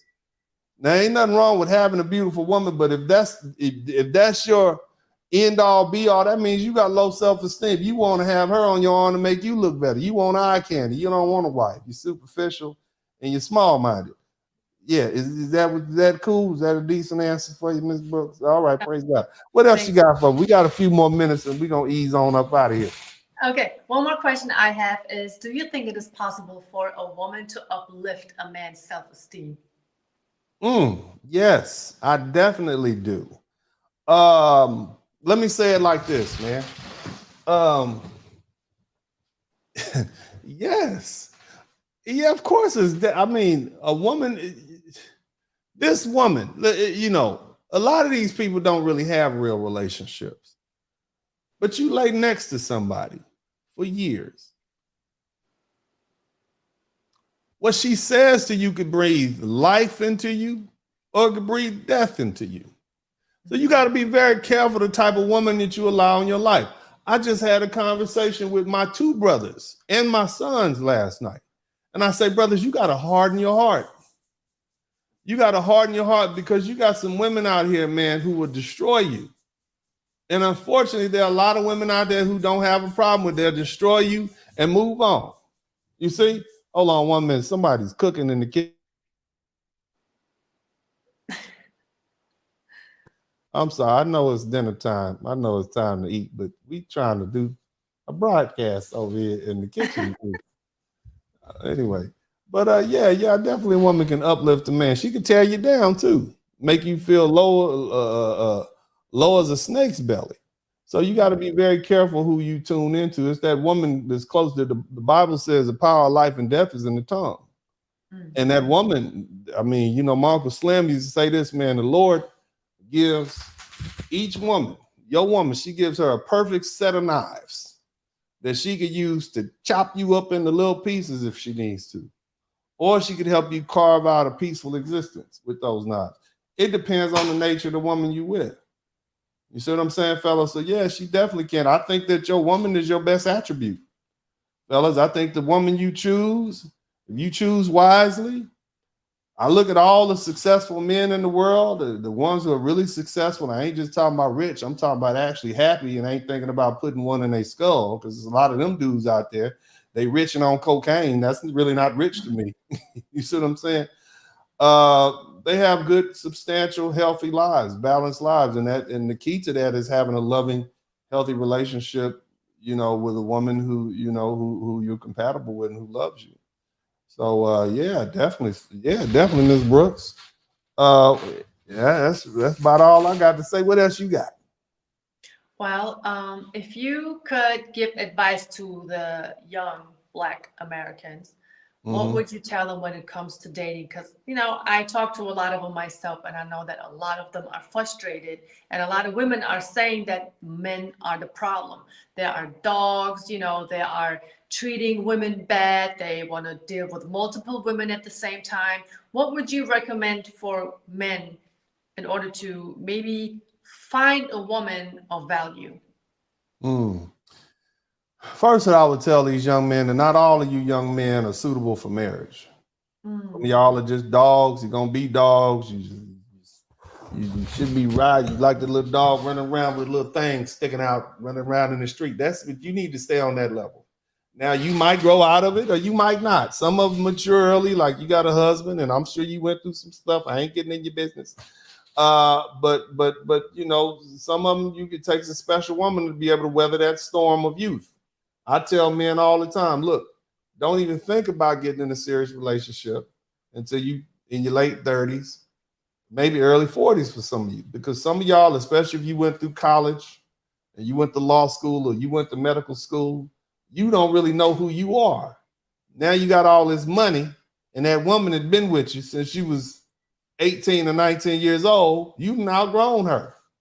Now you out there, you got superstars out here you making $400,000-$500,000 a year. You riding around in nice cars. You're gonna have a whole different set of women looking at you. You don't know who you are yet. You see, you don't know. And what you should do is just wait till you get to where you are before you decide to settle. You find a woman on your level. That's one aspect. That's what I teach my sons. Wait till you get to that alpha male status and then go in and pull you a woman who's on your level. Other brothers, look, if you got a good woman, you want to, again, don't cheat. Hardest part about relationships for most men is not cheating. Don't cheat. Don't cheat. Don't use cheating as a band-aid because you don't like what your broad said. So I'm just going to go over here to this other broad and she going to hug me and love me and tell me I'm handsome and all that. And then that's the band-aid. And then you go home and you mad at your woman. She don't even know why. And then you get mad at her for accusing you of cheating and you know you've been cheating. You see what I'm saying? Some of y'all are just not ready for marriage. Let's explain that. For you guys who are ready for marriage and you are looking for a substantial relationship with a meaningful relationship with a good woman, you got to see what the world has to offer. If for nothing else, to know what you're supposed to get. What's on the menu? That's like, I'm going to just look at the appetizers and choose from that. Well, what's on the rest of the menu? You got women in this country, women in that country, women and you know, who of this age and that age, you know, do your thing. Look, and I'm not the type of person to tell men that, you know, what you should like. I might like women who are fit, feminine, and of a certain age, but they might like a woman who's a little, you know, a little round. You see what I mean? They might like that. Little, you know, you put your hand on the belly and the meat stick between. They might like that. Whatever you like. You understand? Whatever you like. I love it, you like it. You like it, I love it. I'm whatever you want. But for the most part, you need to develop and realize first who you are as a man. You don't want to be out there messing around with somebody and you're not ready to be married. You know, generally speaking, it depends. I guess my answer would be, Mrs. Brooks, my answer to those young men would be, well, what is it that you're really looking for? When I talk to you, do you really want a relationship or do you want a mama? do you really want a relationship or you want a homegirl, friend, buddy, sex partner? You see what I mean? Because if you're serious, then there's a serious line over here. And then there's a for play line over here. And so, I'm old enough and I know enough men to know some of them are just full of poop, and, you know, with an S. They just want to get out there and dibble and dabble into other people's wives and, you know, and just be players. And that's cool too. But just don't confuse the two. That's why we have daddies. You see what I'm saying? That's why daddies screen these men. Like, let me meet him. I want to see him. And I can look him in the eye real quick and tell him if he ain't spit or not. You see what I mean? And most women, when a young man knows that a woman has men in her life who support her and who will F him up, they treat those women with a whole lot more respect. True. That's the thing. When they know you might, you know, put a bullet in him, you see what I'm saying? Or beat the bejesus out of them, they have a whole lot more respect. Those are covered women. My daughters are gonna be covered, not just by me, but by my sons. You see what I mean? It's gonna be a lot of unspoken threats going on when you. I'm not a threatening guy, but from the first handshake, you're gonna be like, "Woo, yeah. How you doing, Mrs. Spurley? Yeah, I'm here. Okay, well, y'all have a good time. Be blessed. If you need anything, just let me know. I'm here for you." You know, you can tell this dude is crazy. And then big, strong. Same thing in the Turkish culture. Same thing. Yeah, that's how it should be. That's the benefit of traditional culture. But anyway, let's do this. We're going to take a little quick break. I got a little hot tune for y'all. We'll be back. Y'all hit the number 1 button. We're going to give a shout out to everybody. And when we come back, we're going to show you how you can find Mrs. Brooks on these YouTube streets. We'll be right back. Everybody type number 1 in the chat room. Yeah. Even your dumbass ex-president said it. You know, you have black president. They seem more white than black sometimes. He said it when he was a presidential candidate. Barack Obama said to the NAACP, we have more work to do. We have more work to do. We got more black men languishing in prison than attending colleges and universities. This is where captives were once imprisoned before being auctioned. Where across an ocean so much of the African-American experience began. We went down into the dungeons where the captives were held. There was a church above one of the dungeons, which tells you something about saying one thing and doing another. No. Wake up every day, nothing falling inside my hands. Gotta get up off my ass and go get it. See, that's the plan. Our women don't get it, us living inside the skin. You the only race of women love talking bad about your men. What about your sons? Gender switching. Turn them to your husband, get mad when your friends get it. No, he's not up there yet. He hasn't made his final decisions yet. Don't cut his neck off Dwayne Wade, bro. You fucking tripping, dog. He ain't lying. Terrorize the neighborhood, police hit him. When he go to jail, call daddy to come and get him. And quick to call us poop, but you pick him. Now you at the school with the students, your babysit. He was 13 at the time. In June, right before school was out, the teen says Bolden picked him up and they had sex in a Brown Deer park. In late June for his 14th birthday, the victim says Bolden bought him a gun, something prosecutors say they were able to trace and confirm. The boy told investigators the relationship with the teacher ended in late July, when Bolden refused to buy him another gun. Same bitch screaming about brother, she baby picking. Facing 40 years, hope they bury your ass in prison. Oh, you don't wanna listen. Unless it's Brad that's whipping up on that ass, not black men don't defend him. Can't win for losing, so we out, keep you cooning. We overseas cruising, not acting that bitch is stupid. He is not free. Pros are rented, girlfriends are leased, and wives are financed. We are operating in a monetized marketplace, unlikely to change anytime soon. 100%. It's not gonna change. It ain't changing, bro. Now, you can decide which resource you're gonna use. I would be out here telling you, if you're using zero resources, good luck. You're volunteering to make yourself frustrated or put yourself out of the marketplace. If you're using time, don't go over there and criticize the money tricks. You're one of the same, and not only that, women see you as one and the same, so that's what matters. Let her hold, let her hold, let her hold. I'm an independent ratchet chicken, got all of my bastards with me. Ghetto smart, superstitious, keep nothing but goofies with me. Strong black, codependent for the streets, know it's in me. EBT, my groceries dipping, ain't eating no mayonnaise. I'm an independent ratchet chicken, got all of my bastards with me. Ghetto smart, superstitious, keep nothing but goofies with me. Strong black, codependent for the streets, know it's in me. EBT, my groceries dipping, ain't eating no man to get it. This is the good Reverend Uncle D, coming from the good book of salted balls, and black men who passport out of America larger than Lizzo's draws. Hallelujah. What you want me to do? Apologize again? Yeah, nigga, I want you to apologize. I want you to get on your fucking knees. Need to be begging for forgiveness all the shit you done put us through. You asked for it, got it, baby. Plantation yours, too woke for playing Space Invaders. Pre-order gators, it's about to rain. My lizard's running. Insurance all paid up. I heard the blizzard's coming. Jail cells ain't packed the way they used to. All the pox got out, even the juice crew. Daddy home, but baby not like we used to. The women foreign, the cars foreign like Deuce Boo. See the Prada don't match me in a zoo suit. My Dominican mommy, she give me goose. As neck turtle, no makeup, nothing to make up. No Duncan Hines or doctors, yeah, she caked up. When you woke, see this is called a wake up.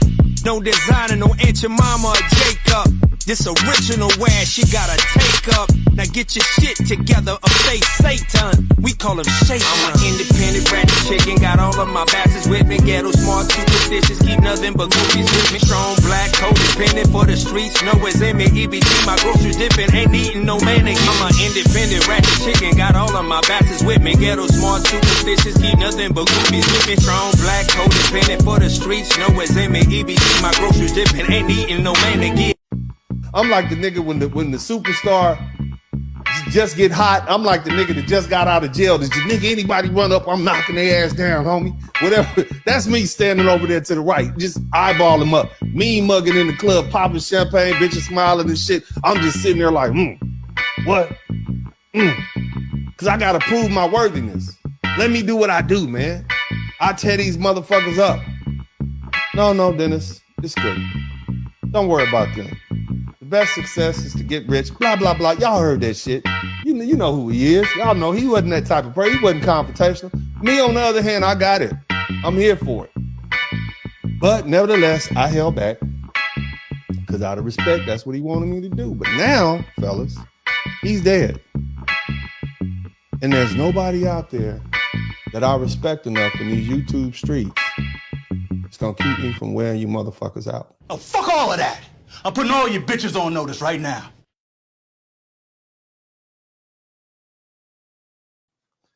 Well, rest in peace, Kevin Sanders. That was actually a real conversation that Kevin and I had. I was like, man, let me get at these dudes, man. Let me get rid of their channels for them and everything.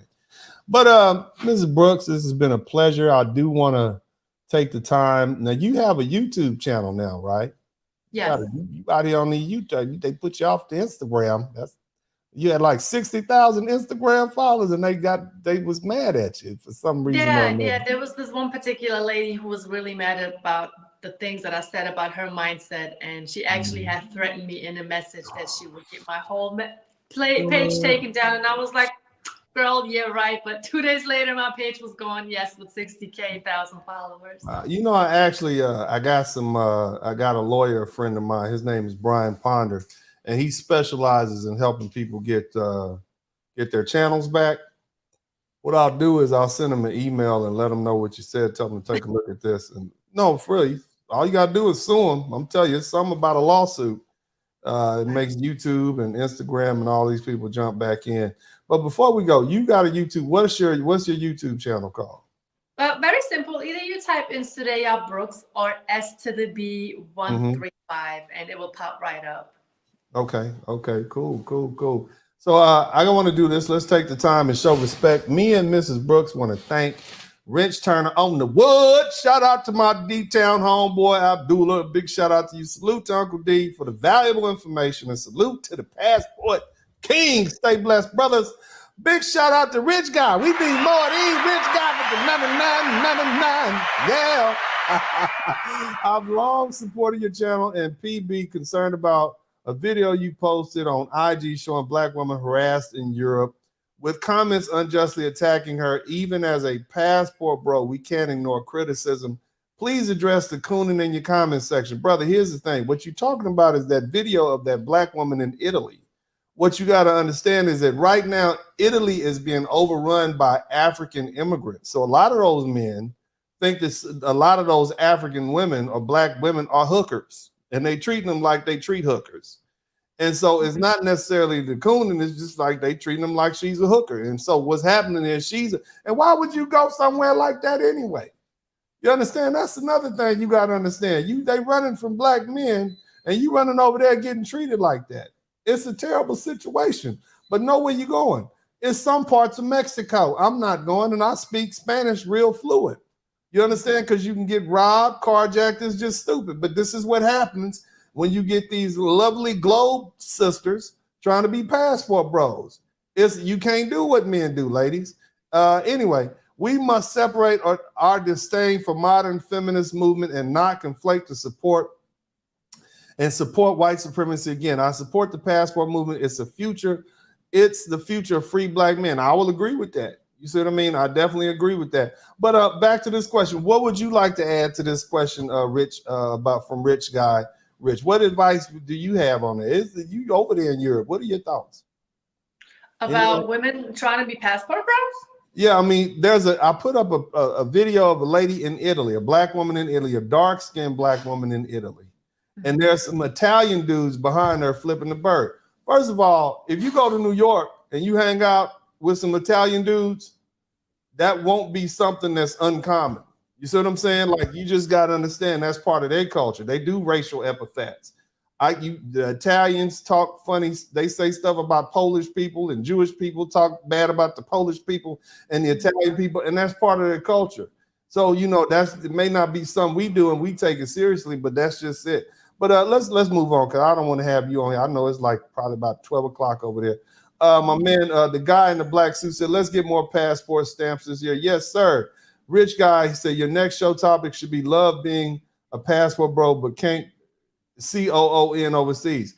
Bro, let me tell you something. You are going to be whoever you are around the world. You see what I'm saying? I mean, like, there was a time when even dating outside of your race was considered COON. But unfortunately, Black women have been doing it since the first white man and the first northern invader came in from overseas. So what do you say about that? That's a tough question. I'm going to have you on here so we can chop it up. Blue Exodus, thank you for the blue dice in the fire. Between Fights, 149, David Dice, thank you too. Appreciate you. Who else we got up in here? I miss David again. I said, appreciate your family would purchase your books Yeah, y'all can purchase my books by emailing me. Getting my certificates as we speak to work abroad when I choose to start a family. It'll be a foreign black woman overseas. And I support that. Like I said, shout out to Suraya. I always support brothers mating. Come here. Let me, as a matter of fact, here's two people right here who can speak on what I tell all them all the time. This bushy head boy right here, this is the Crimson Sun. And this other gentleman over here, we just got his, there he is. They got that Mrs. Brooks over here. They just finished lifting weights, and then now they about to eat, and they go to the house. But what do I tell you guys? What is my preference for you brothers, you two, when I tell y'all who I would prefer for y'all today? This is what I teach my children. But what do I also say when I follow up with that?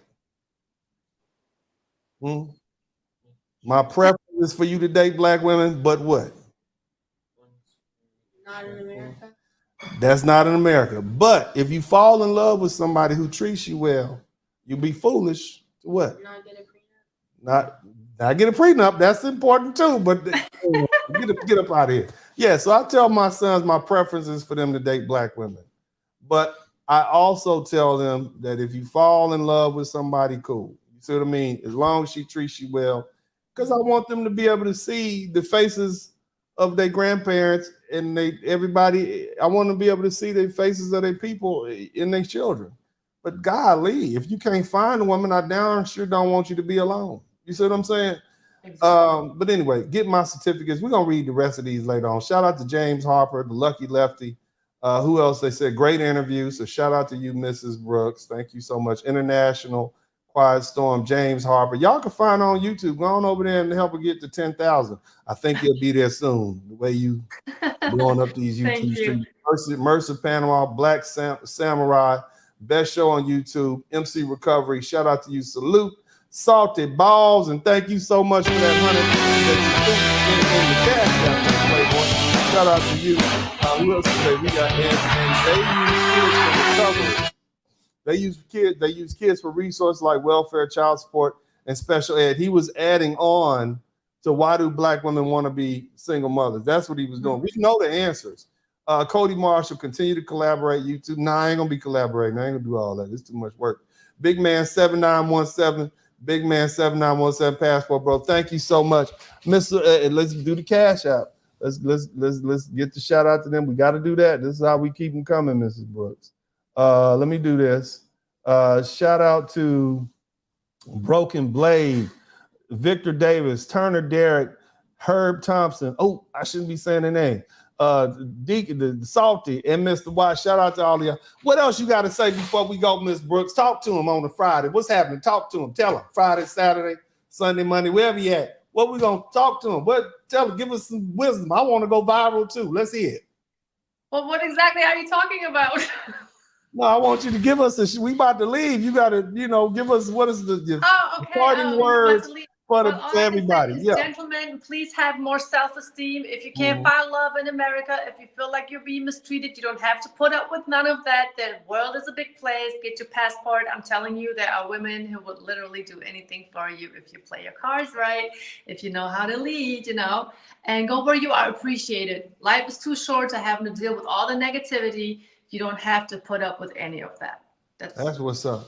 Thank you so much, Miss Sue Raya Brooks. I appreciate that. I want to say shout out to everybody in the chat room who came through with the super chats, the cash apps, the PayPals, and everybody who participated. Look, I told you guys earlier on some of my best advice on practicing law. Learn to practice law from people who are not of African descent, who are not even black. They're Jewish people. That's who I learned to practice law from. And I've done very well. Some of my greatest teachers on fatherhood have been men who aren't black. Some of the role, the reason I don't cheat, the reason I say don't cheat, that's not something I learned from the brothers. My uncles wasn't talking about that. I learned that from non-black men. So you pick and choose the best advice from whoever. For you black American women who are going to sit on this page and get angry with Mrs. Brooks for telling you how to be better wives, that's your ego. That's part of your problem. Take advice from whoever. Because see, let me tell you something. The truth is Mrs. Brooks is not your biggest adversary. Your biggest adversary are these lovely ladies coming up here from Venezuela and Colombia and Brazil, because they're over here. This is a flight to get to Turkey. I think you got to go 3 or 4 flights. You got to go to London, Spain, and then you finally might end up in Germany somewhere, but it ain't going to be just a whole lot of Turkish women walking around there.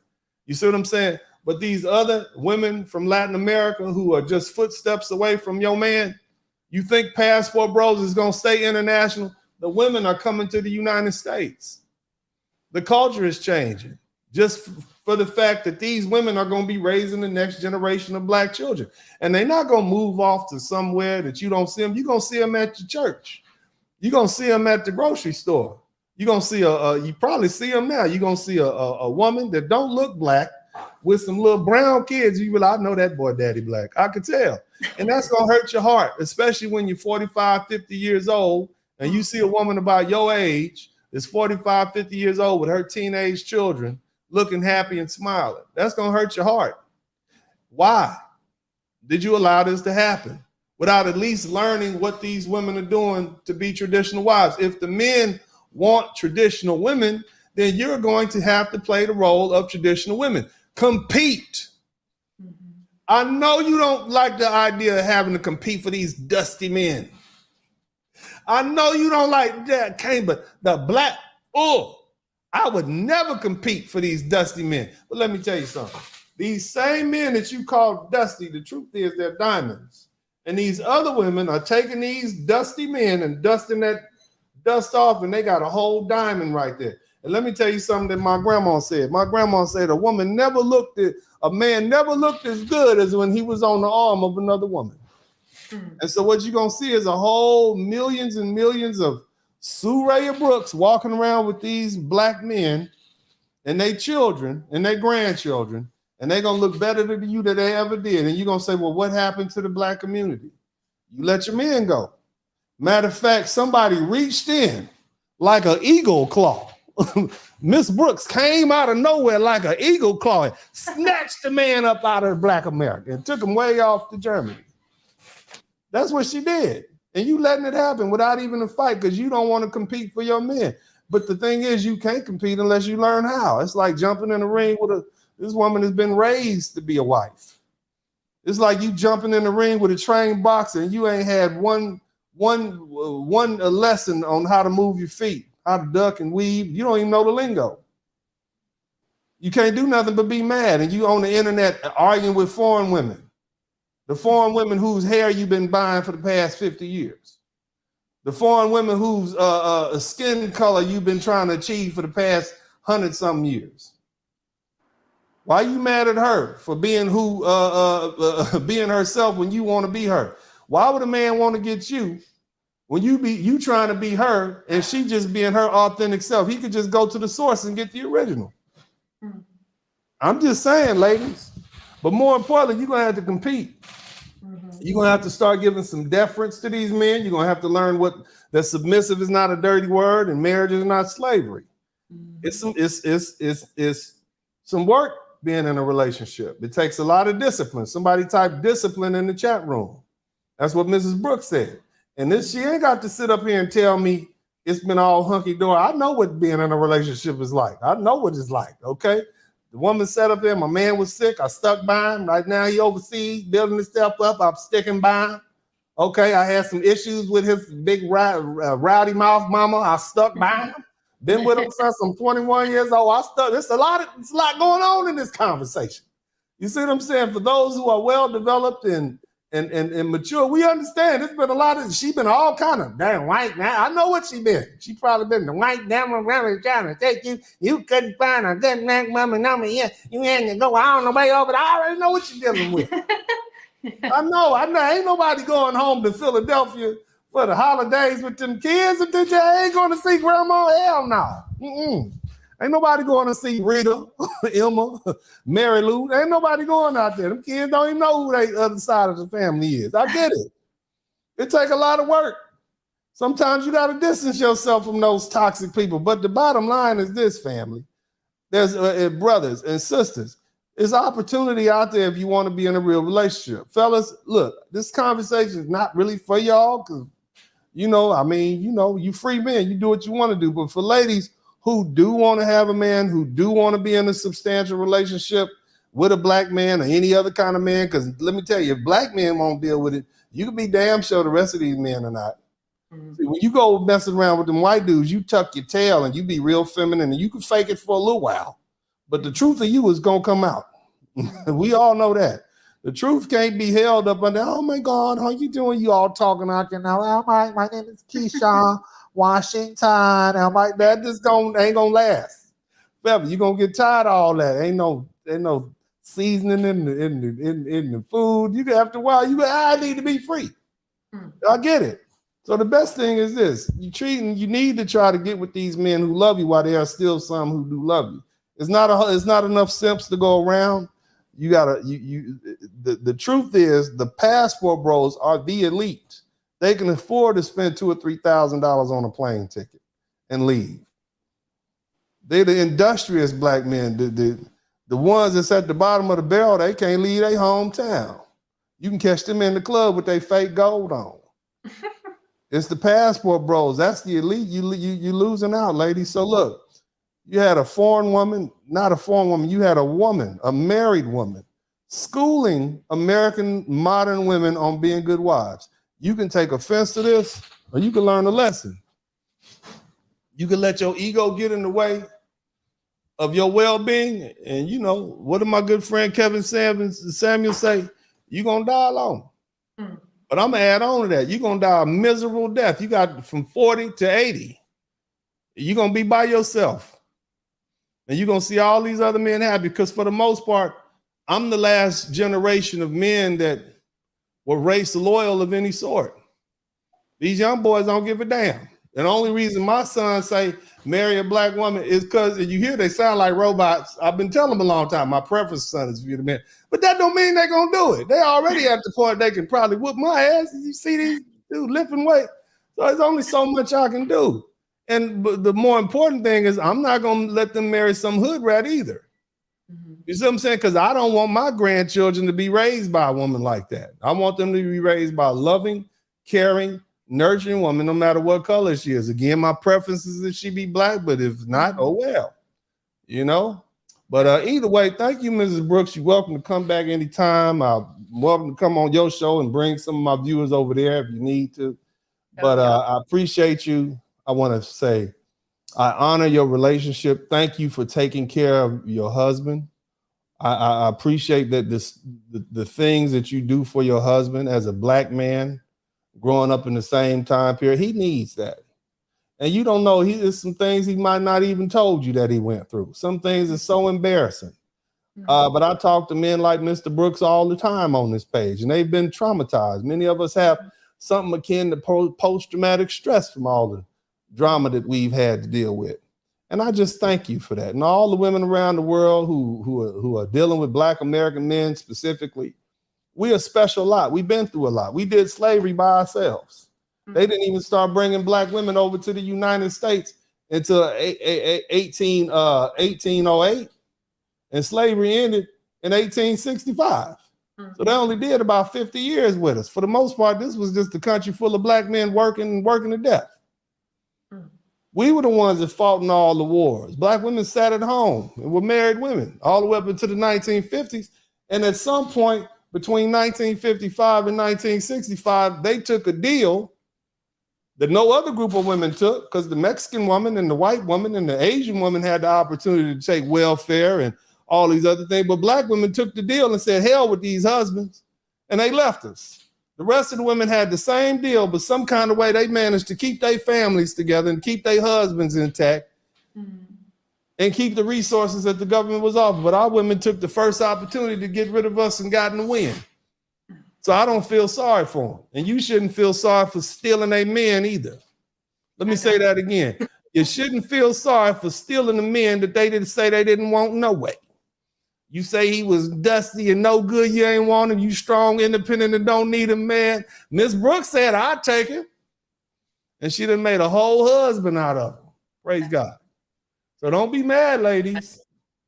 Don't be mad. You called it. You can't call for rain and then get mad at the storm. You understand? This is what you asked for. But either way, God bless you, Ms. Brooks. I appreciate you. Thank you so much for coming through. Thank you. I love you. I love you all. God bless y'all. This is Uncle D. And as I always say, I'm out. Well, hold on. I ain't out yet. I'm a little rusty. Let me see. But y'all check me out. I'll be back in a couple hours. I got to eat dinner and talk to my fiance and tell her how beautiful and wonderful she is. Yeah, man. Y'all go check out on her page. This is Uncle D. I'm out.